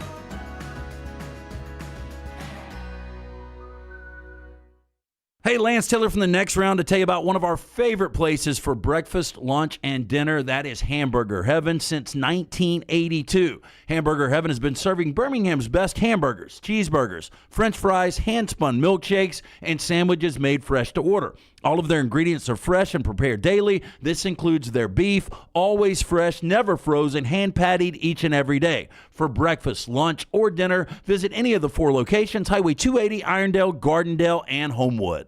Storm season is here. Make sure you have a plan of action in place right now. Greg from Pell City and Storm Restoration Roofing should be your first call when storms hit. Insurance companies love working with Storm Restoration Roofing because of Greg Nelson's name and reputation in the industry. When storms hit, call Greg Nelson. He's local, 205-542-3531. He's the home of the free no-cost roof inspection. Greg from Pell City on Facebook, 205-542-3531. It's Storm Restoration Roofing. Hey, Lance Taylor from The Next Round to tell you about my friends at Michelson Laser Vision, located conveniently UAB Highlands. Almost 20 years ago, I went in for the procedure. Only took 12 minutes for both eyes. When I went in, I had 20/200 vision. I was legally blind. Now I have 20/15 vision, still 19 years later. Make the call today. Schedule a hassle-free consultation, 969-8100. Dr. Mark Michelson, Dr. Jen Michelson, Michelson Laser Vision. Make sure you tell them The Next Round sent you, 969-8100 or MichelsonLaserVision.com. Get all your favorite Next Round gear all in one place, nextround.store. From our Next Round hats to the logo tees to the all-time best-selling Y'all Can Have the Rest shirt. You can look your best by shopping with us at nextround.store. Take the Next Round anywhere with nextround.store. It's bow time. Tired of choosing between sweet and savory? Why not have both? Introducing Bojangles' new chicken and Bowberry waffles. The bold Cajun chicken filet you love, now drizzled with a Bowberry honey glaze and sandwiched between 2 warm waffles. Which means your favorite meal of the day just met your new favorite dish. And lucky for you, it's served all day. But it's only here for a limited time, so try chicken and Bowberry waffles at Bojangles today. It's bow time.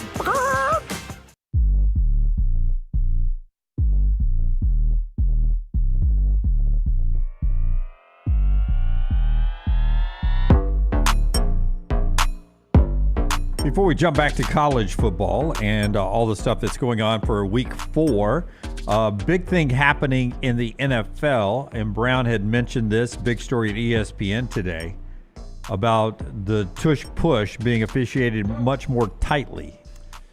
The Washington Post reported last night that the NFL routinely sends film to all 32 franchises, basically saying, hey, this should have been a penalty, this shouldn't have been. The thought behind that is basically, hey, we missed this, so we're going to be looking for it. So you make sure you guys know this is going to be a point of emphasis. We've missed this call. Don't think you can get away with it now. You know what was on that? The false start on the tush push. And the NFL told all 32 franchises this week, this should have been a false start. Both guards fired early, should have been a false start. Which tells me what I've said all along. This is such a controversial play. I think they are going to be watching like hawks for Philadelphia. I do too, but you've gotten all of the Eagles' offensive line have gone on record with this. You've got all of these trendy picks. Dunaway pointed out when you were doing a read a minute ago, all these ESPN in-studio analysts, they've got the Rams winning the game outright. Yeah. It's just not setting up good for the Rams on Sunday. The betting guy in the corner, too, like the Rams plus 3.5. The old mustache guy. I mean, when you look, when's the last time Philadelphia lost a meaningful game? It's been forever. It's been a while. Yeah, and you're only catching 3 on the road in one of the more hostile environments in all of the NFL. I mean, it seems like a good play, but you keep poking the cage, which is the Philadelphia Eagles. That scares me. And the way it goes for Philadelphia is, you know what you won't have you won't have a 3rd or 4th and short. They won't even have to run the tush push this week. It'll be a normally played game. Impossible. The 1 week the NFL is looking for somebody to jump off sides. Yeah, I mean, look, they run that, I don't know, I would say on average 3 or 4 times a game. They ran it 6 times last week.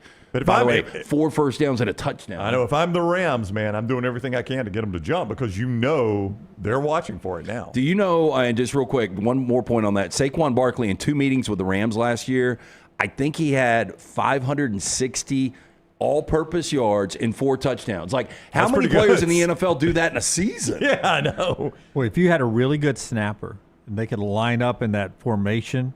Yeah. But it goes between Jalen's legs to the guy behind him, and he'd be able to run around the left side.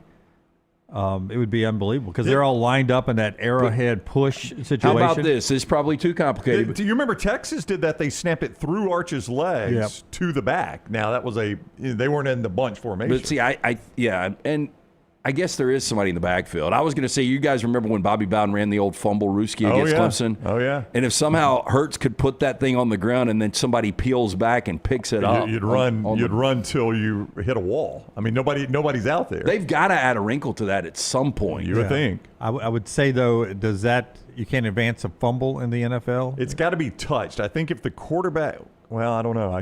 The rule in college was the quarterback had to touch it. Yeah, but we changed the rules. We can no longer advance fumbles anymore. In the NFL? I don't think you can in college either. College, it used to be just on 4th down, I can't fumble it forward, and I don't think I can advance a fumble. Yeah. But maybe I'm wrong. By the way, it was a hokey play last night from Mike McDaniel. It worked out on the throwback. Yes. Oh, yeah. It's just, it's so high schoolish, and you do that in the NFL. That set up the 4th and 4, right? Yeah, when you get Waddle. When you get Waddle on the out, Yeah. All right. Let's get to our headlines. Before we do that, though, our friends at Walk-Ons want to remind you, every day is game day at Walk-Ons, whether it's a post-win celebration, like a lot of high school games tonight. If you get a big dub, you can head over to Walk-Ons at great locations in Trustful and Greystone and Stadium Trace. You can go by and celebrate with all the made-from-scratch favorites. Walk-Ons is your go-to for good times and wall-to-wall TVs.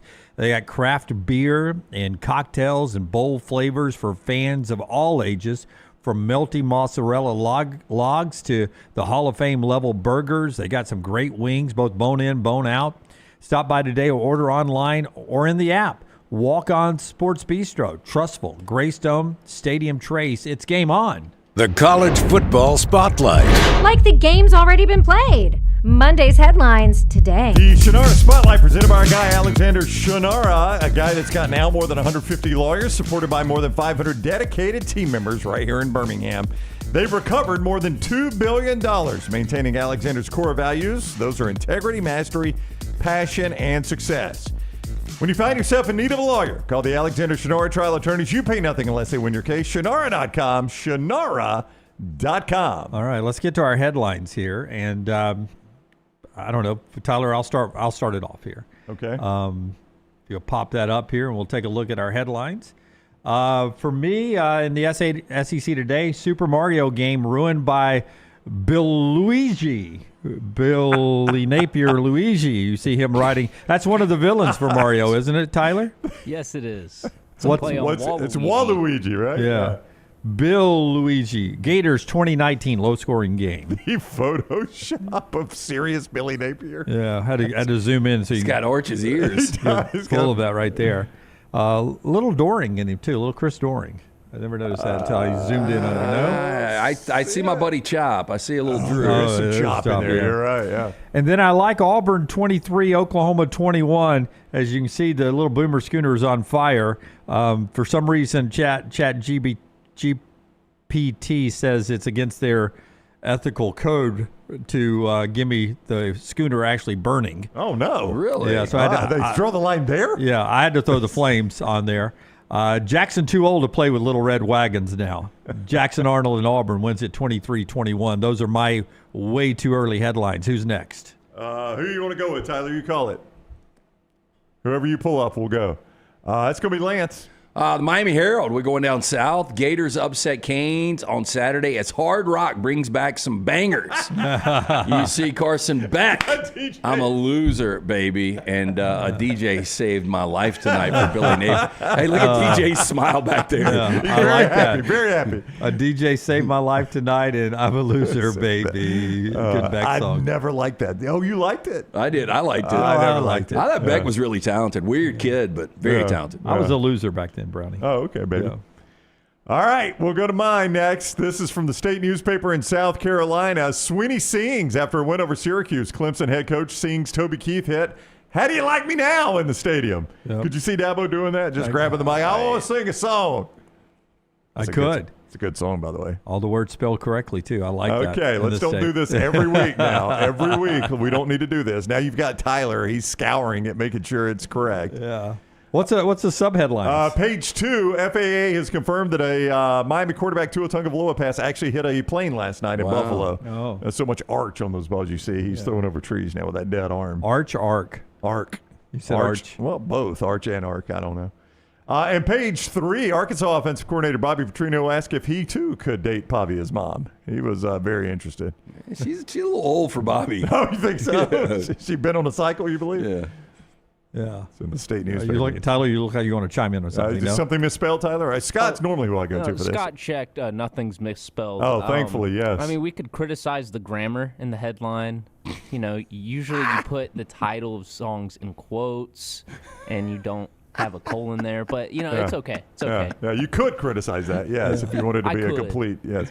Yeah. But it's obvious he's singing a song. I mean, look at the photo that they took after the game with Dabo singing a song. How do you like me now? Yeah, how do you like me now? He's holding out a note right there. You can now that I'm tell. on my way. That's the note right definitely a picture taken in the spring, right? I would think so. Yeah, that's it. That is our headlines today before the games are even played. What we'll be talking about, our little projections to what we'll see this weekend. The look ahead brought to you by our friends at Michelson Laser Vision. Tell us about Michelson before we do 4 downs. 205-969-8100, the number that I called back in 2003. Dr. Mark Michelson, true pioneer in the LASIK space, first to perform the LASIK procedure in the state of Alabama in 1995. Make the phone call that I made. Ask for Amy. Tell her the next round sent you. They are going to hook you up with an absolutely free, hassle-free consultation. 205-969-8100 or MichelsonLaserVision.com. First down. More likely SEC upset this weekend. Memphis over Arkansas or Florida over Miami? I'm going to go Florida over Miami. too many people, I think, are, no offense, Scott, but are focused, or Dunaway or whoever else had Memphis, are focused on this Memphis upset. I'll say more about this in my pick 3, by the way, but I think the more likely upset is Florida winning in Hard Rock. I think Florida's going to win tomorrow. I really, really do. Now, I hope they do. You thought the same last week, as did I.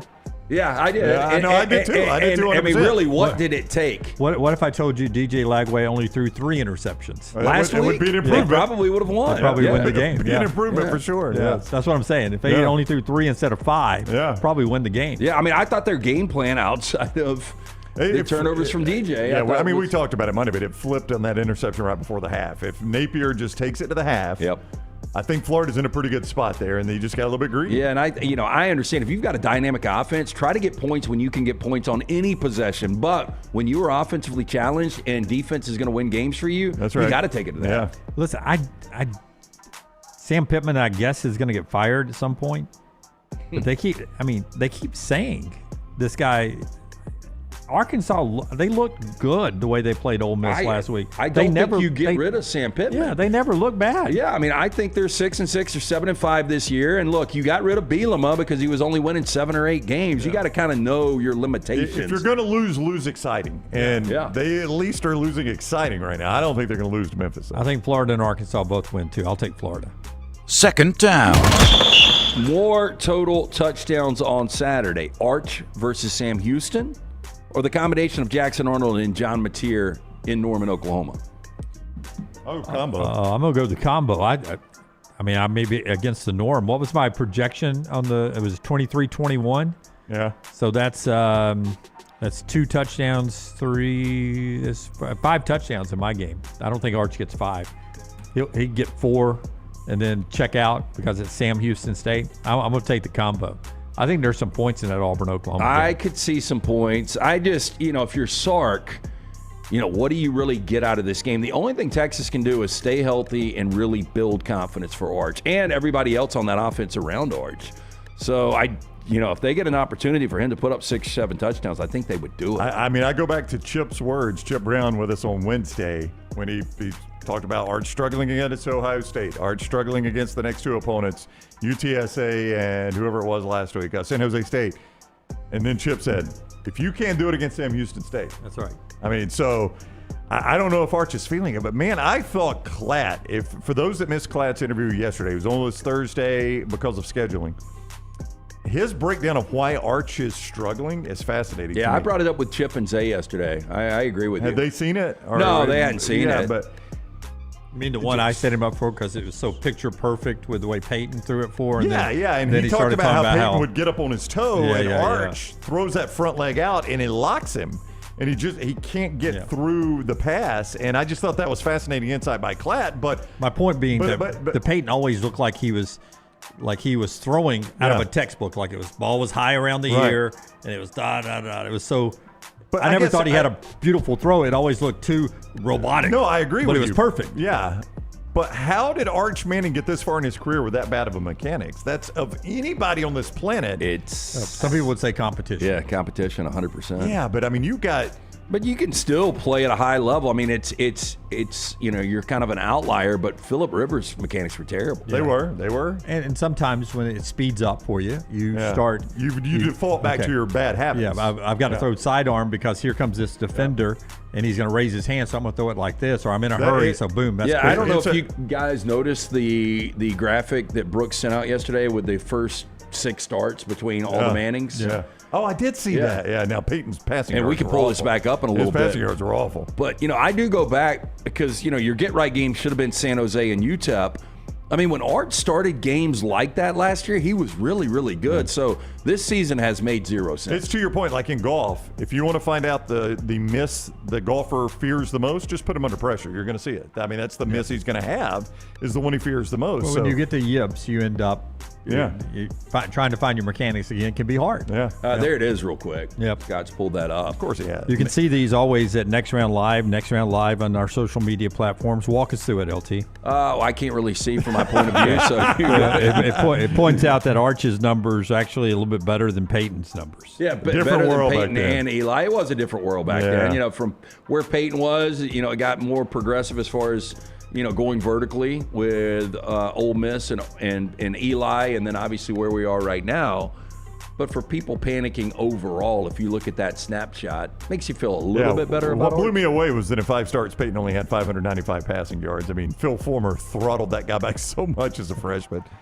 They also had those running backs that had such short names that they had their back of their jerseys look so big the way Cobb and all of them were spaced out. Webb, too. You remember Webb? All 4-letter names. They had to space them out to make the jersey look right. Let's do third down. Third down. Atlanta Hawk Trey Young, 27 years old today. Call Dr. B. I told you, when it's all said and done, Trey Young or Bryce Young? Trey Young's done so much more already on the professional level. Yeah, I mean, he's a 25-point per game over a really good sample size of 5 or 6 years. I don't think he's ever going to win anything because of where he's buried. But, I pull for Bryce. You thought, and I did too, that he had made a step forward at the end of last year. I really, really did. Now, he brought them back. I mean, they were dead against Arizona, and it came down to an onside kick. They're down 24-0, and they end up getting the onside kick. But there's a reason you're down 24-0. Both buried in what I think are bad franchises. I'm going to go Trey Young. I think Trey Young will probably end up with a better. Yeah. Pulling for Bryce, but I'm with you. I hate with you guys. Fourth down. Okay, Jimmy Fallon, 51 years old. If I ask you, you got to go on a cross-country trip. He's the last one standing right now, by the way. Jimmy Fallon riding shotgun or 3 Kardashians in your car. I'd go Fallon. 3 Kardashians. I'd go Kardashians. I can't stand Fallon. Here's the Kardashian thing, though. They're probably all going to be in their phone, earbuds on. I'm not even going to talk to them. They're not going to pay attention to you at all. That's true. So I will Fallon's probably going to try to make that. you laugh the whole time. Yeah. I would probably change that. I don't know. He seems like a pretty good guy with his wife and his kids. I'd go Jimmy Fallon. I think he's putting on a show, obviously, when he's in front of a camera and a microphone or on TikTok or whatever. I think probably in real life he's a lot normal. He's not a character like, say, Brown and I are on this show. We're different in real life. So I'd go Jimmy Fallon. I think, sadly, you probably get closer to what the Kardashians really are. Yeah. No, I think they wouldn't talk to you. That's the thing. That's the only difference is they would just be in their own world. Yeah, it'd probably be like they treat their drivers. Yeah, that's right. Yeah. 3 serious bitches. Just let them do their own thing. Which I'd be okay with. Yeah. If you don't talk to me, I'll be fine with that. Yeah. Jimmy's going to try and be your friend the whole ride there, and that would be unbearable. How about he's the last night show standing, though? Like Colbert's gone, Kimmel looks like. Is the Kimmel, it's temporary though, right? Well, that's what ABC said, but there are a lot of reports that Kimmel's like, I am done with them. I think Kimmel said he was going to think about retiring in May anyway, but he doesn't want to go out this way now, if I saw that right. So, I don't know. I don't watch those shows, so I don't have the first clue, but I think he's the only one standing right now. What I read was that it's indefinite and that one of the owners of a lot of the affiliate stations. Nexstar, he wants Kimmel to issue an apology and make a donation. Yeah, I bet Kimmel doesn't do that. Yeah, I bet he doesn't. Yeah, I bet Kimmel's like, I ain't doing that. That is our 4 downs today, brought to you by great sponsors like Culver's. Both sent the group a text about Culver's having America's great burger. That's right. Voted the best burger in the United States. How about that? So you can go by Culver's. And I was going to give credit to who did that. We'll give you credit for saying they are the best burger in the United States. We appreciate that. And don't forget the mini cereal concrete mixer flight. I want you all to hear this. First time we've said this on the show, okay? You ready for this? They've got these concrete mixers for dessert. You see one in the photo there that Scott is showing you. How about these? Cinnamon Toast Crunch, Lucky Charms, or Cocoa Puffs. 3 flavors, 1 flight, endless nostalgia. At Culver's of Birmingham, Tattersall Park.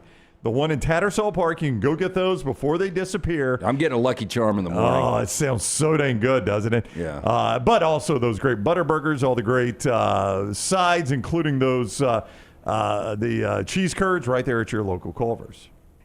That Cinnamon Toast Crunch flavor sounds delicious. It does. Y'all go by and try it. Our friends at Inverness Country Club, speaking of delicious, Their menu, by the way, at their grill, fantastic. But you can find your sense of community at Inverness Country Club. We've actually got a membership out there now. So I've played golf one time. Brown, you been playing out there lately? Played some, yeah. Yeah. Hey, look, Every now and again. from the social memberships to the golf membership, the racket club, childcare, also a big plus. Maybe you want dinner with friends, knowing your kid is safe on site, massive plus.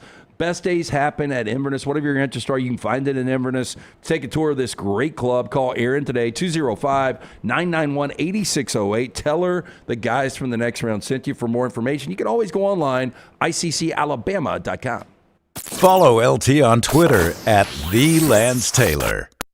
Honey, a while back, life knocked me flat on my behind. I was hit by an 18-wheeler, and Lord of mercy, it left me hurting. Now, I heard through the grapevine that Alexander Shannara had recovered big money for some people. You been hurt? Can't work? Don't sit there suffering. Call my people at Alexander Shannara Trial Attorneys. Ain't gonna cost you a dime, so pick up the phone and dial 659-777-7777 or go to Shannara.com, because when I called, Alexander Shannara answered. Call me, Alabama. No representation made that the legal services provided are better than legal services provided by other attorneys.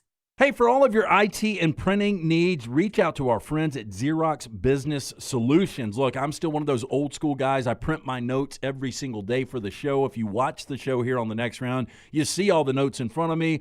From day one, Xerox Business Solutions, they've been with us here at the next round. Local for over 45 years. For all of your IT and printing needs, visit XeroxBusinessSolutions.com or call 205-969-3000. That's 205-969-3000. Stop by the New York Butcher Shop and pick up the finest in certified Angus prime beef steaks and burgers, premium pork chops, ribs, and all-natural chicken cut to order just for you.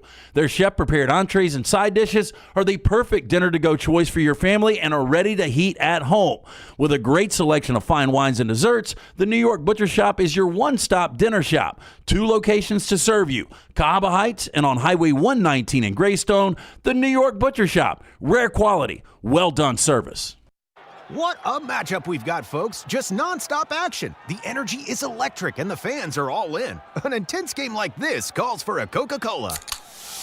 Ah, crisp and refreshing. That's a game changer. Yeah, that taste scores every time.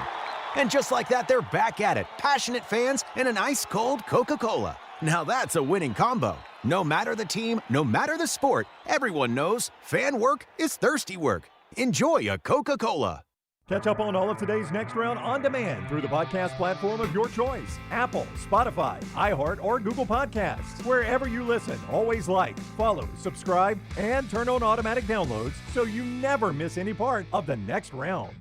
Storm season is here. Make sure you have a plan of action in place right now. Greg from Pell City and Storm Restoration Roofing should be your first call when storms hit. Insurance companies love working with Storm Restoration Roofing because of Greg Nelson's name and reputation in the industry. When storms hit, call Greg Nelson. He's local, 205-542-3531. He's the home of the free no-cost roof inspection. Greg from Pell City on Facebook, 205-542-3531. It's Storm Restoration Roofing. Hey, there's nothing worse than waking up to a plumbing problem. Don't get caught in a flooded house. Call the guys at Hemp Hill Services. Adam, Chad, and the team at Hemp Hill are the only ones I trust to fix it and fix it right the first time. Hemp Hill Services does it right and always at a fair price. For all of your plumbing, cooling, and heating needs, trust the name that Birmingham has trusted since 1954. That is Hemp Hill Services. Call now, 205-229-2090. That's 205-229-2090.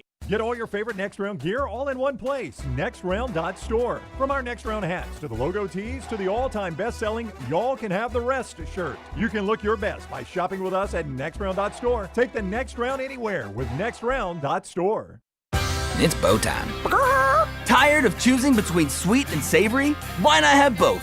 Introducing Bojangles' new chicken and bowberry waffles. The bold Cajun chicken filet you love, now drizzled with a bowberry honey glaze and sandwiched between 2 warm waffles. Which means your favorite meal of the day just met your new favorite dish. And lucky for you, it's served all day. But it's only here for a limited time, so try chicken and bowberry waffles at Bojangles today. It's bow time. Jim Dunaway, Lance Taylor, Ryan Brown. Live from the Birmingham Racecourse Casino Studios, the Next Round, presented by Bud Light, is on now.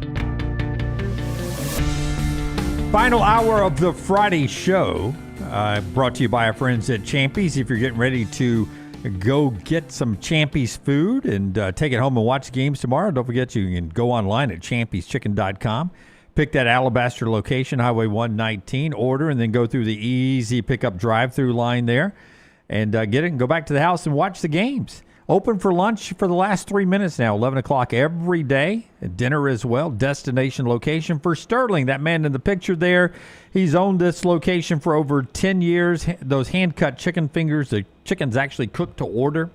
So when you go in and you eat in the store, you want 2 big breasts and all the great sides. They cook that to order for you as you come rolling through the Mississippi Delta tamales and so much more. So our friends at Champy's, Highway 119 in Alabaster. I'll be by there this afternoon because you get a little Vestavia Thompson tonight down in Alabaster. Should be a lot of fun to see Sterling and the crew down there. Can't wait to eat that chicken. Those chicken fingers, perfect for pregame or when you're watching the games at home. All right, Auburn, Oklahoma, biggest game in the country. The question is, do we know if Jackson Arnold can throw the football down the field yet or not? Oklahoma people seem to think he cannot. Right. Auburn people, at least so far, playing it close to the vest with all those great receivers, like they're having to respect it. Baylor kept 2 high safeties respecting the deep ball, so Jackson never had to throw it deep. Hadn't had to throw it deep against Ball State or against South Alabama. But here we go against this Oklahoma team.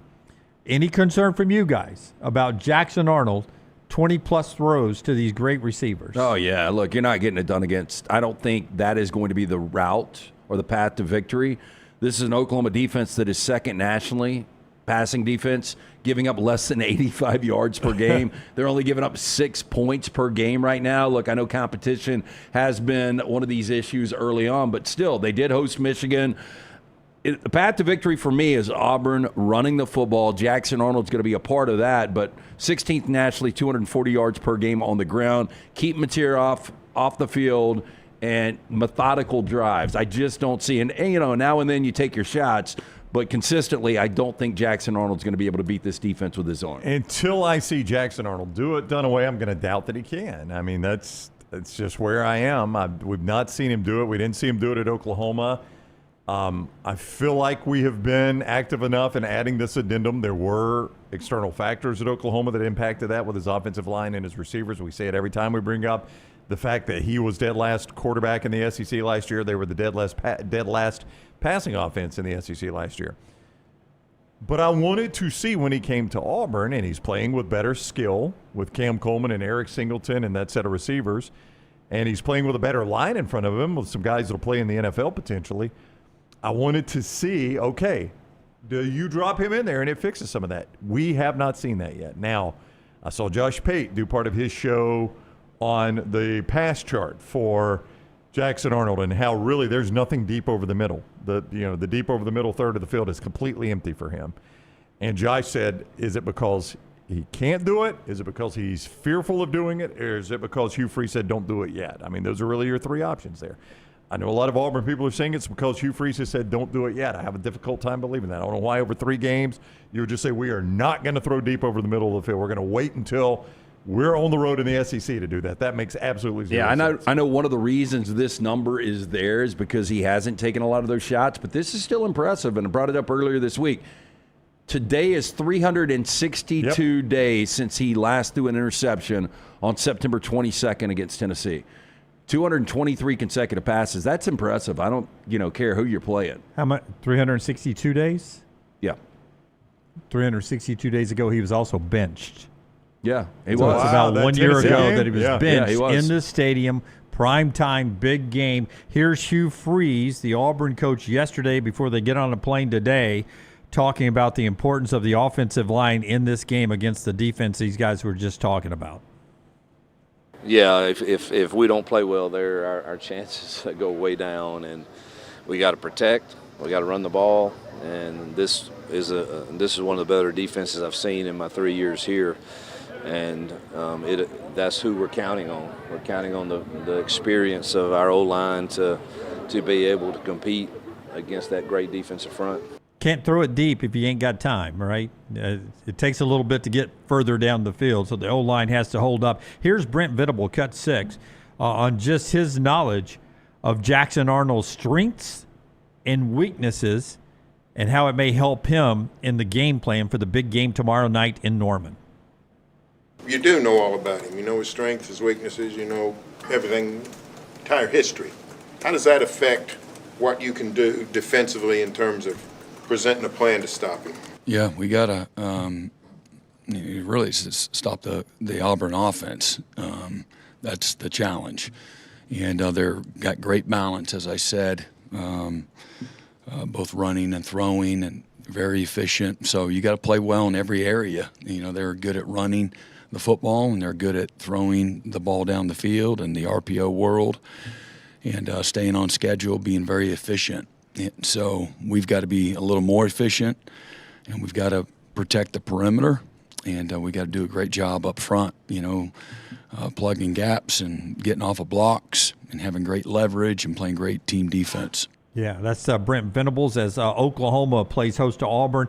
2:30, not a night game, day game. I said night game. That's our Gray's Tree Service dead wood moment. Not a night game, it's a day game. You can get all the dead wood cleaned up in your yard and maybe some dead trees taken down with our great friends at Gray's Tree Service. Yeah, and by the way, I thought that was a mistake, Venables, to pull him last year in the manner that he did. You pull him in the second quarter of a home game where it's a 2-possession game, and everything. You brought him back later in the game, didn't you? No, they brought him back. Brought him back against Auburn because remember the kid that came in and Michael Hawkins started in Jordan Hare and was a disaster, and they had to go back to Arnold. My personal opinion is there was so much hype with Heupel coming back to Norman, and a lot of Oklahoma fans probably saying that's the guy that should be our coach, and I think Venables felt the pressure, and because there was no offensive output, he panicked in the second quarter, and hey, look, it worked out for Auburn now, and it's worked out for Oklahoma. Grays will work out for you if you need those trees extracted. I'm speaking from experience. Got it done over a year ago, from the removal, the trimming, the health. You care for your lawn, care for your trees as well. Family owned and operated right here in Birmingham for the over 25 years now. Experts in the high-risk tree removals, pruning, soil health treatment to strengthen those trees and plants. Call 205-255-1239. Tell them the next round sent you. You can scan that QR code Scotty has put up there, or just go online to graystree.com. And hey, Auburn fans, enjoy the refreshing taste of Coke Zero Sugar, because fan work is thirsty work. It's Coke Zero Sugar, ready for the weekend. Let's do our pick 3 again. Hit it, man. Pick 3, it's time for the pick 3. 3 for you and 3 for me, that equals a pick 3. Say goodbye to your family, it's time for the pick 3. Only time that I'm happy is when it's time for pick 3. Buffalo Wild Wings brings you our pick 3, and they've got the pick 6, $19.99, perfect meal for 2 entrees, 2 sides, 2 drinks. You can get those boneless wings with 26 different sauces and seasonings, the double-stacked All-American cheeseburgers with a side of fries, tots, potato wedges. Pick 6 meals for 2 at participating locations of Buffalo Wild Wings. Get in, watch football all weekend long at one of those great locations. All right, Brownie for the B-Dubs pick 3. If you missed it, mine earlier, it's up here. It is Illinois, Florida, and Auburn. Those are the ones I'm playing. Who you going with, Brownie? This week? I got a little theme. Oh, wait, I didn't we do got this. standings. I didn't do the standings. I wonder who's on top. Oh, I don't know. Oh, you don't know? No, I think don't I'm know. tied. I had an 0-3 last week. I've been pretty awful. I was 1 and week. 2. Look at there, who's on top? Dunaway and Forrester 5 and 4. Brooks 4 and 5. LT 4 and 5. I think both of you were 0 and 3 last week. I was 1 and 2. Forrester probably 1 and 2. No, he was 2 and 1 because he was 3 and 3 going into last week. And Brown's 2 and 7 through 9 games. No draws, no ties, because we move everything to a half in our favor. And again, you can play Buffalo Wild Wings pick 3 right now at nextroundlive.com. Nextroundlive.com. It is there for you until 11 o'clock tomorrow. Those lines are set. We're playing the live lines. Brownie, what do you have? I got a little bit of a theme on mine. Every team that I am picking right here. I did too. Orange and blue. Mine has a shade of red. Oh, how about that? How about that? So we're going to go Nebraska plus 1.5. This has continued to fall, but I don't care because I think Nebraska wins outright as they play host to Michigan. Everybody's on this Memphis team. Memphis. All I heard all week, Memphis. That's when Arkansas is going to flex that SEC muscle for you there, Jimmy D, as you were asking about earlier. Arkansas -7.5. And by the way, Mississippi State, it's like they beat Arizona State and disappeared. Haven't seen them again, have you? It's only been 2 weeks ago. Yeah, they beat Alcorn like a drum. It was 49-0 at half. I think they did running clock second half. And then they're going to beat Northern Illinois like a drum as well. Northern Illinois doesn't even know what conference they're in. They're in the MAC some. They play basketball in like some other league. I think they're in the Mountain West playing basketball, something weird like that. Mississippi State -22.5. So give me Nebraska, Arkansas, Mississippi State. All right. LT, what do you have for us this week? Look, Notre Dame has lost 3 consecutive games. If you go back to last year, national championship to Miami. But guess what? They're 14-3. Their last 17 against the number. Hey, by the way, all 3 good opponents. Yeah, and look, and they did start to do some quality things down the stretch last week in the loss to Texas A&M. Defense has got to play better, but more Jeremiah Love, more Jadarian Price, build a little confidence for C.J. Carr. Notre Dame -24.5 over Purdue. I agree with you. I like the Florida Gators. I think they win the game outright, plus a 9.5. And you mentioned Arizona State. Devastating loss in Starkville. Still don't know how they lost that. Their offense will run wild against this really bad Baylor rush defense. So I'll take Arizona State plus 2.5. Okay, we'll get Forster and Brooks's at the end of the show after trash to finish out our board. You can play yours, nextroundlive.com, nextroundlive.com, brought to you by our friends at Buffalo Wild Wings. More of the games going on. Illinois and Indiana, 6:30 NBC prime time in that contest. It's the first ranked meeting when both teams were ranked in this series since 1950. And I meant to text Connor O'Gara. I think you can make a case, because I was listening last night as I was flipping through some YouTube channels to the Indiana folks, and there was a kid that is doing some, I don't know if it's a locked on or whatever, for Indiana. And he was saying this is the biggest home game ever in Indiana football history. Well, I feel like that Michigan game last year is the bar to beat. Maybe I'm wrong, but that was really their big home game last year in the run to the playoffs is when they hosted Michigan. Yeah, look, and I mean, again, they are coming off their greatest season in Indiana football history for whatever that's worth. 11 wins, go into a college football playoff, but they row into against ranked teams. And they have another opportunity here, and sooner or later, Kirk Cignetti to establish himself as a true perennial top 25 team. You got to win some of these games. If Illinois is to win, Hank Beatty, 5'11 senior, third right now in all-purpose yards. Got to get him the ball if you're Bielema. Luke Altmaier's been really good. You have to throw a pick this year. I just think Indiana, I think this Indiana team actually could be better than last year's Indiana team with Mendoza at quarterback.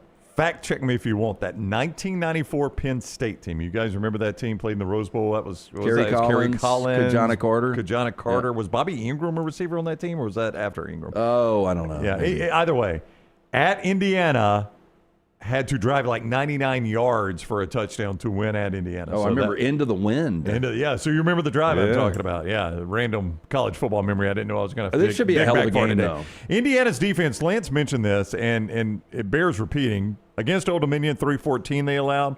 Against Kennesaw, 271 they allowed. And last week against a badly overmatched Indiana State team, they beat 73-0. They allowed 77 yards. Yeah, 77. That's remarkable. Why Dunaway played the Illini plus the points, just because you want to see it. And Indiana in a really physical game, which this should be. You know, how do they play? How do they respond? You know, this comes down to quarterback play too. I've been hyping up Mendoza. We'll see how well he plays against this Illini defense. Yeah, interesting contest there.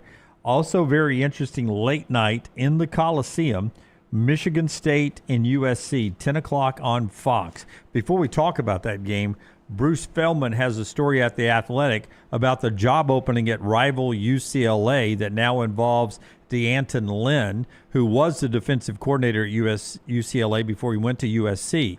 He's doing a wonderful job with the Trojans. They're a playoff contender this year.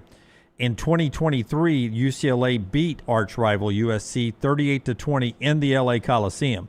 As Bruce Feldman reports, the Bruins, a source with the Bruins, told Feldman and The Athletic that on the field that night, UCLA had $400,000 of NIL money spent. And they upset USC that had one player that had more money than that, and the roster that was out on the field for USC had 30 times more money in NIL on the field than UCLA did. But D'Anton Lynn, if he was going to be considered to go back to UCLA and he's a popular candidate, he knows the financial challenges there. Their numbers have gotten upside down to where their athletic department is operating in $250 million in debt right now. They may not be able to get out of it. They've got some problems ahead. D'Anton Lynn got a $2 million raise to go be the defensive coordinator at USC when he went across town from UCLA, including a $500,000 housing stipend. That's how much USC paid to get him away from UCLA. That guy's not going back. Yeah, look, if you're repping D'Anton Lynn, look, I know you love the powder blue and the gold, but you can't go. But you can't take that job. Continue to do what you're doing right now. I know it's only been Missouri State, it's been Georgia Southern, it's been Purdue, but the defense is improved. Something else real quick on that, though, and this bears keeping in mind for all the job openings right now or any that might come open over the weekend. This is game 4, which you can still play this game and not burn your red shirt. And there has been speculation. Now, let me just be entirely fair about this. None of it that I'm aware of from Nico's family at all, but speculation that Nico will play this game and then make a business decision potentially because he's got eligibility left. I'm okay with that. I'm You're okay with him doing that. Uh-huh. But I'm also okay if I'm UCLA with him doing that. You make a business decision. I don't have to pay you any more money. And let's make that business decision. Yeah, that is business right there, right? You don't work, you don't get paid. This is the last tune-up. If you hadn't watched Jaden Maeva, the good news is this is really a standalone late night on Fox. You can watch this offense. Mekhi Lemon is one of the best players in all of college football. They've got 3 different running backs that have been incredible, all averaging over 7 yards a carry. And this is really their last tune-up because I can tell you, once we roll into November, whether or not USC is going to be in the playoffs. After this game, they go to Illinois. They've got Michigan. They go to South Bend, and they go to Lincoln. So you win this game, you win 3 of those 4. I think they're a college football playoff participant this year. Aiden Childs good enough to beat you. Oh, I think so, too. That guy, you know, when he plays his best game, he's completing more than 70% of his passes. He's not turning the ball over. He's only thrown 1 interception. Led them to that overtime win over Boston College. So that guy is a bit of a game changer. Yeah, and I think the overall better coach might be Jonathan Smith in this game. Over Lincoln Riley? Yep. Lincoln Riley, who's been to many playoffs. I'm just saying, man. I'm talking about degree of difficulty. Right when you go Oregon State and Michigan State to Oklahoma and USC, it's not even close. So I know the money they've got in NIL available to him at Michigan State. Man, I think he's in a good place right now for them to become a player to battle for that 4th or 5th playoff spot every year for the Big Ten. Well, if I'm Jonathan Smith, what I'm telling myself is right now Indiana's done it. Illinois is trying to do it this year. If Indiana and Illinois can do it, why not Michigan State? They've done it before in a 14 with playoff. the Rocket Mortgage money behind you is what you're talking about. Yeah, the Rocket Mortgage guy. Forget Ohio State, Penn State, and Oregon. I'm just going to try to battle the others for number 4 and number 5. I think I can do that with that money behind. I mean, it's tough. I mean, the Big Ten's getting better with USC, Nebraska, Michigan there, Illinois and Indiana popping up. Washington won't be down long. Big Ten's going to have a deep conference when this NIL shakes out. But I would stay at Michigan State and keep fighting for that than I would to go take a UCLA job or a Virginia Tech job or a job in the SEC unless it's at a money job. Yeah, because, he's got money. If you're trying to be realistic with yourself, try to win 10 games. If you win 10 games, you go 10-2 in the Big Ten, you're going to be in. 10 games winning in the ACC doesn't guarantee you anything unless you win that conference. Yeah, I forget who it was. I saw last week that the new richest man in the world, or at least in the United States, he's a Michigan. Bezos is not that guy anymore no, after the divorce? It's a Michigan guy. Larry Ellison? Yeah. Is that who you're talking about? And apparently is he a Michigan State guy? Michigan, not Michigan State. Oh, okay, I'm sorry. Whoever's the new richest guy in the country is, past Elon Musk, he's a Michigan, and he's a Michigan sports fan too.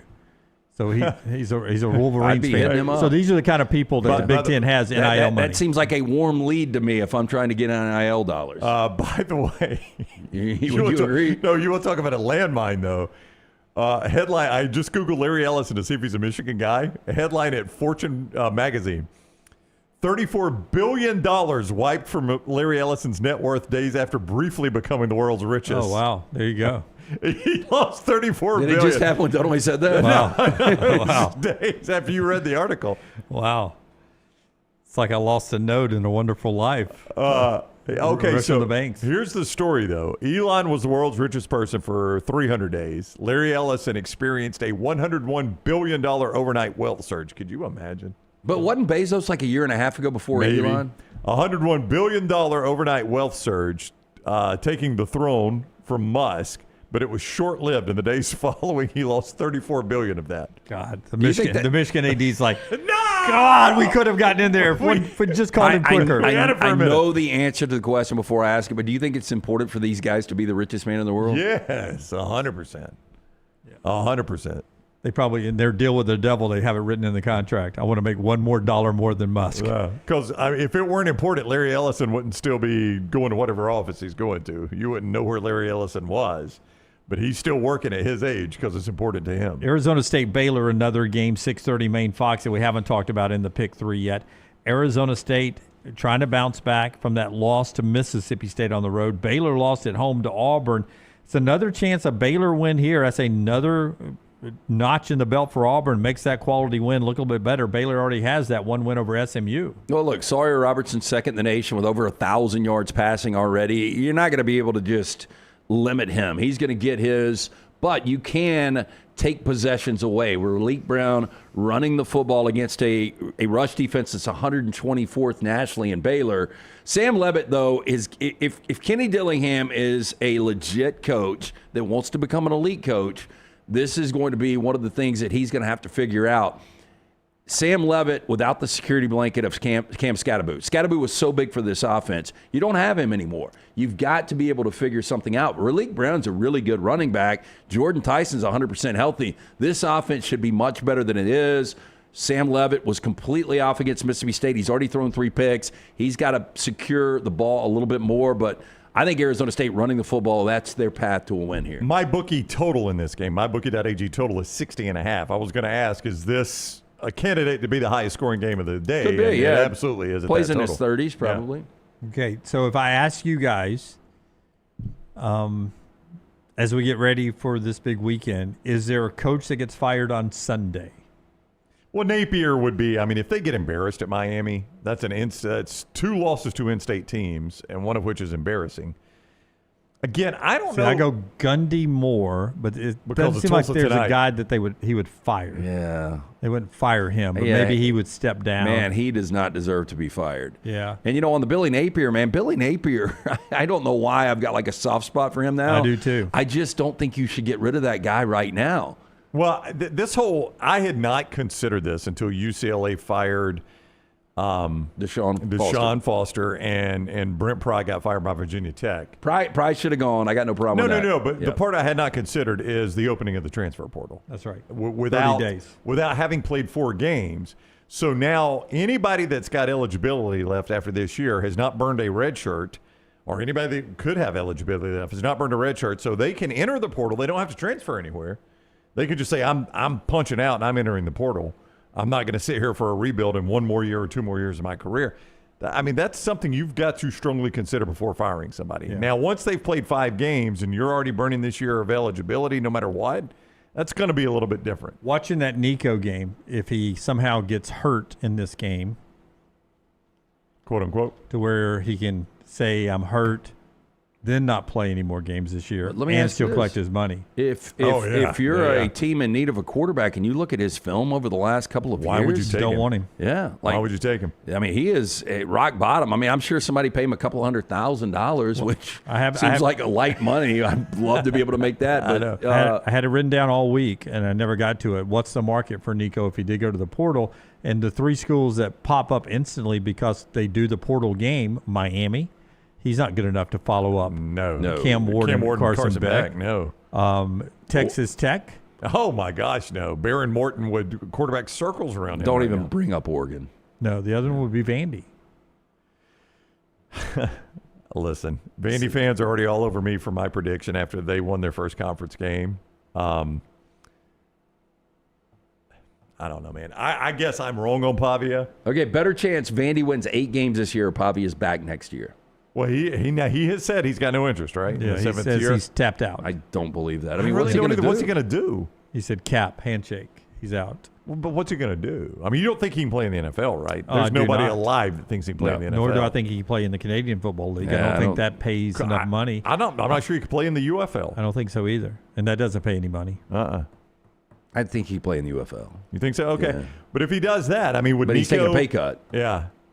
I don't know, man. I mean, I think at this point, Clark Lee might could go find a better quarterback than Nico, as crazy as that sounds. I think so, too. I mean, Or at least it'd be a step down to what they're playing with. I would take hard looks at a lot of the Group 5 guys before I would take a look at I would Nico. agree completely. Yeah, that's how far Nico has fallen. All right, when we come back, a couple more thoughts on Auburn, Oklahoma, trash, and then we'll get the pick from the guys on the back row, the 3340 alumni picks, coming up a little bit later on the show that's being brought to you by our friends at New York Butcher Shop LT. It's a weekend. It is a weekend, so good recommendation is stopping by one of those 2 locations. Great staff of butchers. Jim, make sure you tell them the next round sent you. The original location, Cava Heights, Highway 119 in Greystone. The fresh meats, the specialty items, the sides made fresh in-house every single day. The salads, great selection of fine wines and desserts. One-stop dinner shop. Get into one of those 2 locations. Rare quality, well-done service. It is the New York Butcher By the Shop. way, as we tell you about MyBookie, the 2 games tonight have continued to drop as we have been on this show. I've got both sides up right now at lanceslock.com. Well, all right, Oklahoma State now favored 9.5. It's down in single digits now. Dang. As they play Tulsa, that has continued to drop. And Rutgers, Iowa now just a 2-point favorite over Rutgers. That's dropped a little bit as well during the show today.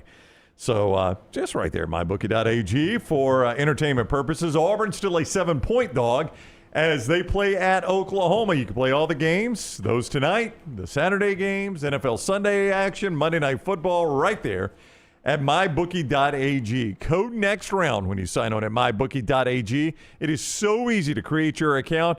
You go sign up there, put in some information, boom, you're ready to go. But make sure part of that information is code next round. Code next round, and you're going to get that bet back bonus right there from mybookie.ag. What is that, you ask? Well, you make your first bet. They cover it up to $500. You lose $500 right back into your account, and you can play with it right away again at mybookie.ag. Mybookie.ag, code next round to get that bet back bonus.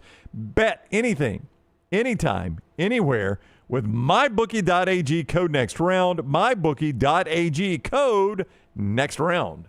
Follow Brownie on Twitter and Instagram at Ryan Brown Live.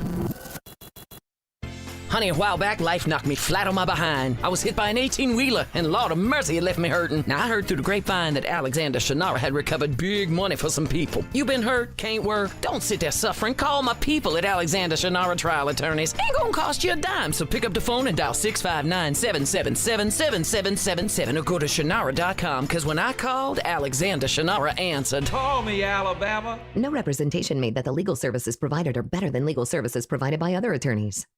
All right. It's a beautiful day for football here at the stadium, and we're just about ready for kickoff. Score 0-0. And suddenly, I'm in the mood for a Coke Zero Sugar. Real Coke taste, zero sugar. Now that's a winning combo. Yeah, crisp, refreshing. That hits the spot. When it comes to great taste, Coke Zero Sugar's always on the scoreboard. Coke Zero Sugar. Real Coke taste, zero sugar. Hey, let me tell you about our friends at Urology Centers of Alabama. Compassionate and comprehensive urological care with 35 physicians, 17 locations across Alabama. Their patient-centered approach to all of your urological needs. Remember, they've got that new men's health center. It is beautiful, helping men with a wide range of sensitive male issues in a comfortable environment. You can always go online, visit urologycentersalabama.com, schedule an appointment with one of their many urologists today. Hey, there's nothing worse than waking up to a plumbing problem. Don't get caught in a flooded house. Call the guys at Hemp Hill Services. Adam, Chad, and the team at Hemp Hill are the only ones I trust to fix it and fix it right the first time. Hemp Hill Services does it right and always at a fair price. For all of your plumbing, cooling, and heating needs, trust the name that Birmingham has trusted since 1954. That is Hemp Hill Services. Call now, 205-229-2090. That's 205-229-2090. Sterling and the fine folks at Champy's Chicken on Highway 119 in Alabaster want to welcome you in for a great lunch or dinner starting at 11 a.m. every day. Chicken that's brined overnight and cooked to order, and the taste of the Delta with those Delta recipe tamales. Champy's is perfect for all your tailgating needs this football season. You can also choose Champy's for your next party, wedding, or birthday. Great food, great people. Champy's Chicken on Highway 119 in Alabaster, and everything online at champyschicken.com. What are you waiting for? It's non-stop gaming action at Birmingham Racecourse Casino. Come play more than 900 of the latest and greatest games around, featuring fun bonuses and big jackpots. You can wager and win on horse and greyhound races from all over the world. There are more ways to win at Birmingham Racecourse Casino. Birmingham Racecourse Casino, located off I-459, exit 31, Derby Parkway. Must be 21 or older. Never miss anything from the next round when you listen on demand through the podcast platform of your choice, Apple, Spotify, iHeart, or Google Podcast, wherever you listen. Always like, follow, subscribe, turn on automatic download so you can catch every part of the next round. Listen anywhere in the world, anytime on the Next Round podcast feed, and support the show by following, subscribing, and turning on automatic downloads on any podcast platform. Listen anywhere in the world, anytime on the Next Round podcast feed. Thanks for always making the next round a big part of your day. It's bow time. Tired of choosing between sweet and savory? Why not have both? Introducing Bojangles' new chicken and bowberry waffles. The bold Cajun chicken filet you love, now drizzled with a bowberry honey glaze and sandwiched between two warm waffles. Which means your favorite meal of the day just met your new favorite dish. And lucky for you, it's served all day. But it's only here for a limited time, so try chicken and bowberry waffles at Bojangles today. It's bow time.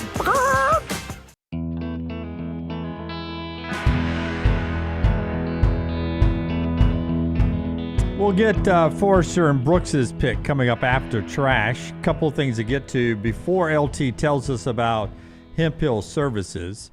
Our friend Tyler Siskey and I were texting yesterday. This Wofford basketball story. That's so stupid. Absolutely insanity. I don't know if there's an update today, but you talk about wanting to hit the portal. If I was the entire basketball team, in fact, I would hit the portal because they have dismissed their coach and suspended 5 or 6 players for basically $84. But do you know how they got the $84? Do you know what the money is about? Do you know the whole story? I do. Yeah. You want to jump in Well, here? no, if you know it, tell it. A Wofford head Yeah. basketball coach Dwight Perry fired because 6 players were using their meal plans while living off campus. Jeff Goodman tells the story. These are impermissible benefits. They showed up on campus and were supposed to have senior residency. They got undergraduate residency, which is lower class residency on campus. So the coaching staff helped them get an apartment off campus, but they continue to use their on-campus meal plan, which basically is just eating in the cafeteria. $84 to $108 is the benefits that they've gotten. They have fired head coach Dwight Perry of Wofford. I think they won the league last year, the same league Sanford's in. I think they went to the tournament last year. And they have suspended 6 players for using that meal plan. It's about $84 to $108. The 30-day window opens up for them to hit the portal. If I was all of them, whether they reinstated Dwight Perry or not, I'd walk the F out the door and tell them to have a Coke and a smile. Or how about this? How about if you're Wofford, back your coach and say, you know what? We're gonna tell the NCAA to kick rocks. To go pound sand. That's 100%. what I think an SEC team would do. Yeah, because I think the NCAA knows without the SEC and the Big Ten, we're out of business. So I don't think this would happen to a bigger school. Well, first of all, they probably have the housing they need. Do you remember the line in Tombstone where after the fight at the OK Corral, he comes over to Kurt Russell and Wyatt Earp and he's like, you're under arrest. And he's like, I don't think I'm going to let you guys arrest me today. Yeah. I mean, sometimes the moment is bigger, and I think the transition, the ships passing in the night, which is NIL and in the NCAA. I mean, I don't know how you fire a coach over this. This blows me away. Well, a guy that's performing, they did. I think you're right. I think they won the league last year. Well, that's what I was testing with Siski. Why would they want to get rid of this guy? Yeah, unless there was something else. This looks like they want to get rid of him. Yeah, like they found a loophole to get rid of him. Yeah, this is like you would do with Billy Napier. Like if you wanted to fire Billy Napier and you found something like this, you're like, oh, thank God we don't have to pay the buyout. With calls, absolutely. Yeah, we don't have to pay the buyout. Now we can fire him. But would you want to take this job if you didn't? No. If they're not going to back you up over $84? Over $84? First of all, I wouldn't go there as a player. If I was a parent, I wouldn't send my kid there. And number two, if I'm a coach trying to climb the ladder, Wofford is not where I'm going to go now. Yeah, that was it's a weird story. We'll see what happens. But what if they can't field a team? What if everybody leaves? We'll see what happens with that one. Tell us about Hemphill, LT, before we get to trash. Hemphill, trust the name. Birmingham has trust since 1954 for all of your plumbing, heating, and cooling issues. Our man Tyler Johnson, I told you, his house was like 80 degrees, so he called Andrew. Guess what? Kitchen sink went out this week. Oh. Yeah, so he had to call Hemphill again, back-to-back weeks. He said he feels like me. They are there, though, whether it's the plumbing, the heating, or the cooling. 205-229-2090. Hard to stop a train. For more information, hemphillservices.com. A lot of skepticism for Brent Venables and Hugh Freeze coming into the season. Who is this game bigger for, Venables or Freeze? LT, you first. Oh, I'll go Venables because you let your quarterback go. Oh, and you said, Jackson Arnold, you aren't good enough. We're gonna pay a lot of money to bring in what is viewed as our savior offensively in John Mateer. Not only that, we're going to bring his offensive coordinator with him, and you're at home, and Oklahoma's schedule's a little more difficult than Auburn. So I'm going to say all of that together, it's Brent Venables. I could make an argument, and please, Auburn fans, hear what I'm about to say, okay? I can make an argument. This is less a commentary on Auburn and more a commentary on Oklahoma's schedule. This is their easiest conference game. Think about that for a second. Oklahoma's a 7-point home favorite to Auburn. Give me the other ones real quick. Okay. Neutral site, Texas. You'd say that's more difficult than this, right? At South Carolina, that's one where, it becomes an argument. But if you've got a healthy Lenora Sellers and you're on the road at South Carolina. Yeah, I'll change if South Carolina gets run this week with Sellers, I'll change my mind on that. That's why I'm saying I can make an argument because that one is certainly in the argument. Ole Miss at home? I mean, is Ole Miss better than Auburn right now? I don't know. Right now, the three you've told me, I'm not sure Auburn's not better than all three of those teams. You think Auburn's better than Texas? I mean, right now, the way Arch is playing, yeah. I mean, if Texas is playing in Jordan Hare tomorrow, I like Auburn. Yeah. At Tennessee. That's definitely more difficult. That's the first one. At Alabama, definitely. Definitely. I mean, right now, Alabama better than Auburn? But you're at Alabama. You're on the road. Okay. Yeah. Missouri, yes, Alabama's better than Auburn right now, but you're on the road. Missouri and LSU. I mean, this could be, when it's all said and done, the easiest it gets for you in conference. That is not a commentary on Auburn. That is a commentary on the schedule. If we were arguing this in court, I think right now you could almost make the case that Auburn is the toughest game on the schedule other than Tennessee. I think you could argue the other side of that. You've seen more to like out of Auburn than I have. That's all I can assume here, because you've done this all week. So you've seen a different Auburn than I've seen. I would agree. I think Auburn's solid. I think they are right there, a top 25 team. And look, and again, LSU. I mean, I think there are a lot of question marks with a lot of those teams. There are. I don't think Auburn's bad by any stretch of the imagination.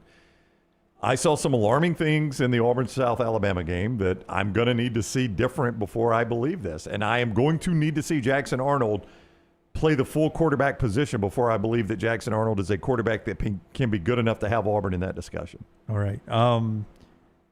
Game ball for Auburn if they win the game other than Jackson Arnold, who would it be? Jeremiah Cobb. Jeremiah Cobb running the ball. Yeah. Alston's back as well. Alston is back, and I think they will definitely share carries. But to me, I think Cobb is the better back right now, and their path to victory is running the football consistently against a really good Oklahoma defense. Alternate answer.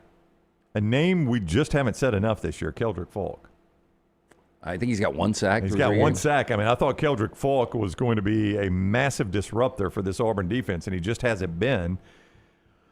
But if you're going to play John Mateer, you got to get some pressure on him. So if Keldrick Falk had a big game, that would be amazing timing for Auburn. I don't know if Jay Crawford will end up playing. He's making the trip. Doubtful. Kieron Crawford, I like him. That's my game ball if Auburn wins the game, other than Jackson Arnold, who's got to have a big game. That's a look at Auburn and Oklahoma, the biggest game of the weekend in the country, in our opinion. That gets us to trash, brought to you in part today by our friends at Storm Restoration Roofing. That is Greg from Pell City. Andrea and Greg, they run the company. They own the company. It's been locally owned for over 20 years. And with Storm Restoration Roofing, you get one thing: honesty, good down-home values, honesty, family-oriented business. But Greg will give you this: free, no cost, no obligation roof inspection. If you call the number 205-542-3531, 542-3531, or Greg from Pell City on Facebook. He will jump up there, do that roof inspection, let you know if you got any leakage points around some fittings, loose shingles, any of that. Great in dealing with insurance agents. He's A-plus rated with the Better Business Bureau. He's got great financing now available. He's worked hard to get family-friendly financing for you. Roof replacements, roofing repairs, storm damage repairs, and more. It is Greg from Pell City Storm Restoration Roofing. I do not want anything that carries the Starbucks logo on this church property. You hear me? That is Lilith 1000%. I've studied it. It is a demon. It is sexual deviance. I am done with I've been done with Starbucks for a long time. It's communist coffee anyhow. You can go and drink a gallon of Starbucks today. That's fine. Don't you bring in cups in this room. If I see it, I'm going to tell you to take it out. You hear me? I'm telling you, that company is not only one of the most godless companies on the planet, they are full-blown 1,000% a witch's coven. I promise you it's the facts. LT's Trash is presented by Bud Light. On the other side of that, one of the great American brands out there, Anheuser-Busch. Not a witch's coven. They're not a witch's coven, Anheuser-Busch. Bud Light. The weekend is here. You can't wait to grab one right now and pop that Bud Light. I'd run in there and grab one right now. You want me to go get you one?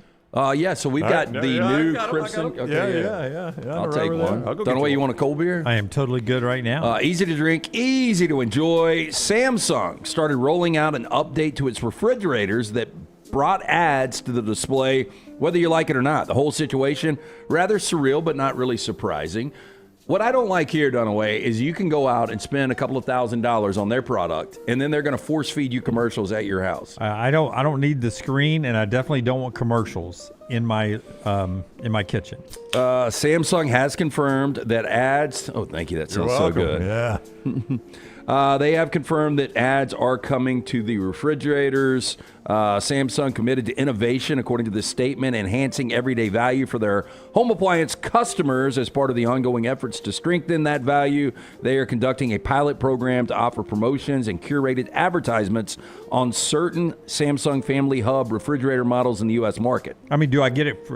Are you giving me the refrigerator for free? No, they start at $1,800, go all the way to $3,500, and they are going to put ads on there. Yeah, why in the hell? I'm not paying for this. If you give it to me for free, and to get a free refrigerator that's high-end refrigerator, I've got to put up with the ads, and maybe, but no. I can understand it if it was like Amazon, like, hey, you're out of milk. Yeah. I don't know. You're probably not milk. I may not want milk, Tyler. I want to make that decision myself. Well, I don't want a computer. Tyler, your account, and so it'll be the stuff you've already bought. Yeah, I gotta be honest. The advertisements that roll at the gas pump are enough for me. I agree. That's what I was thinking. It would be exactly like that. Having cheddar. Don't do it in my house. It's allowed me to keep up with Maria Menounos, which I don't complain about. Yeah. No, see, for me, I don't need this on my refrigerator. I've got the smart device. I can just scream out in my kitchen every day. I can be like, Alexa, please add almond milk to my shopping list. Okay, Jim. I wonder how many people listening right now just got almond milk on added the list. to their shopping probably list. a lot. Alexa, download the Next Round app. Nice. Alexa, follow the Next Round on Rumble. That's a Tyler project. That's a Tyler project right Alexa, there. go to lanceslog.com. Seriously, though, we only need like 75 more followers on Rumble before I can show off some plans. Okay. That's right. Tyler has big plans, Let's and we get that just need done. 100 Rumble followers. So if everybody will just go follow us on Rumble, that's all we ask. Okay, Very simple. Yeah, for those that are hard of hearing, rumble, not bumble. That is true. Thank you, Jim. Rumble. One of the more dangerous things out there in the police chase is the after effects and innocent bystanders' collateral damage. Normally, very, very, I don't want to say exciting. I don't know the way to put a police chase, but this might be the least exciting police chase ever. 10 miles per hour, one of the slowest ever seen, according to this. Prolific shoplifter has led police on a 10-mile-an-hour pursuit in a car with no working tires. This guy has been jailed, by the way. Derbyshire police said it was looking for a Ford Mondeo. I've never heard of a Ford Mondeo. Nor have I. It's going pretty fast right now. On August 18th, over suspicions the number plate had been altered. Now, it spotted the driver, Houghton Rook, in Derbyshire, who tried to evade officers before a police stinger popped all 4 of the car's tires. Interesting how they spell tires across the pond, by the way. T-Y-R-E-S, yep. Now, Rook continued driving through the village in what police call, quote, one of the slowest pursuits ever, eventually boxed in and arrested. The force added Rook ended up crashing into a barrier, ramming a police car in the process, and injuring the officer who was driving. He crashed in at 10 miles per hour at the end of this? Never goes any higher. Yeah. Wow. This is where it starts going really slow. Brooks put in the chat, it looks like a Focus hatchback. I would agree. I don't know why we call it something different. Is the Mondeo just like the European version? You guys going a little bit right there. Ford Focus. Yeah, well, that that's was before they get popped. Yeah. So you can watch it pop off here in 1 second. You can see one come off, and then it's game over at that point for the old boy. See right there? Did you see it pop? Yeah. So a leaf-busting train has been named Control-Alt-Deleaf after a public vote will be used to help blast away some of the half-trillion leaves that fall on the UK's railways each year. Could you imagine Lance living next to this? Yeah. Britain's railway network stretches over 20,000 miles and has to cope with about 500 billion leaves each year, which can form a mulch that can be difficult for trains to navigate. Control-Alt-Deleaf, which is a pun on the computer keyboard command, will be deployed from a depot at Effingham Junction, Surrey next week. Other shortlist entries on the train's name were Leaf Fall Weapon, Pulp Friction, and the Autumn Avenger. Now, leaves cause major disruption every autumn when they stick to the damp rails and become compressed by train wheels. This creates a thick, slippery layer similar to black ice on roads, which can reduce trains' grip and result in signalers being unable to detect when a train has entered a new section of the track. Effingham. Yeah, where do they do? Effingham? Effingham. It sounds like a place you don't want to go, right? Where you got to go, Dunaway? All the way to Effingham. Paint me an Effingham. Who sang that song? Paint me a Birmingham. Was it Black remember. Hawk? Okay, maybe. That's a good one. Black Hawk. Control-Alt-Deleaf is Tracy Lawrence. Tracy Lawrence sang Paint Me a Birmingham? Oh, I'm going to say no. Are you sure? I mean, Brooks sounds pretty confident. Tracy Lawrence is not somebody you just bring up. He buzzed in very quickly. He's right. Paint Me a Birmingham, Tracy Lawrence. Wow. Sorry to doubt you, Brooks. I know my 90s country. I think he covered that. There's no way Tracy Lawrence. Although that song came out in the early 2000s, but still. Paint Me a Birmingham. Tracy freaking Lawrence. Didn't think we'd bring him up today. No. Yep. Tracy Lawrence, first appearance on the show today. Paint Me a Birmingham. I didn't care. I didn't love the song. Oh, I loved it. Did you really? Yeah. Just because they mentioned Birmingham, you think? No, because, he was needing a better part of his life. He wanted to go back to that picture-perfect time. In Birmingham. I forgot who it was yesterday or 2 days ago on the show that brought up that, for the most part, dogs are better than most humans. I think me and Jeeves agree with that 100%. Yeah, I think it would probably be you that brought that up. I don't know if anybody else on this show believes that. No, somebody brought it. It's true. I mean, I believe it 1,000%. That dogs are better than most humans? Oh, yeah. Most humans suck. Yeah, I think what I said Absolutely was the suck. average dog is better than the average human. Which is where I disagreed. Yeah. I'm always going to go human life over animal life. I'm not. Look, I mean. When you say they're both average, they're both average. So we've got a natural comparison. But there again, everybody's got an opinion on this. Dogs always unconditional, humans suck. Anyway, this could be good news if you are on the dog side of this. There's a man who claims to be a time traveler. He insists dogs will rule the earth by 2087. Residents of the quiet lakeside town of Hallstatt were unsettled this week after a local man proudly proclaimed that he was a time traveler from the year 2087 and warned that dogs will, quote, inherit the earth and govern humanity. Now, the man, identified by authorities, 41-year-old Marcus Leitner reportedly disrupted the town square on Tuesday afternoon, addressing tourists and shopkeepers with an improvised speech about the future. Now, according to the witnesses, Leitner approached pedestrians directly, pointing to their pets and declaring them, quote, the future leaders of the nation. He stopped in front of a couple walking a dachshund and shouted, "This will be your mayor by 2087. Now, people laughed at first, but then he kept going louder and louder until he scared kids and they started crying. Police were eventually called to disperse the crowd after Leitner refused to leave the square. Officers described him as agitated but not violent. He was escorted to a nearby clinic for evaluation. Well, I'm just glad the guy that walks into the office meeting now and barks at his boss won't get in trouble. Oh, that commercial? The Georgia guy? Go Dogs! That's all we got today. That is Trash Today, brought to you by our friends at Bud Light. Easy to drink, easy to enjoy. Before we get the picks from the guys in the back, I want to remind you our friends at Champy's. They are there to help you out, enjoy the football weekend, whether it's a lunch right now, dinner tonight before your favorite high school game, or whether you want to take it to the stadium or at home to watch the games this weekend, week 4 of college football or the NFL. Champy's Chicken with Sterling and the crew for over a decade at that location on Highway 119. Open on Sundays as well.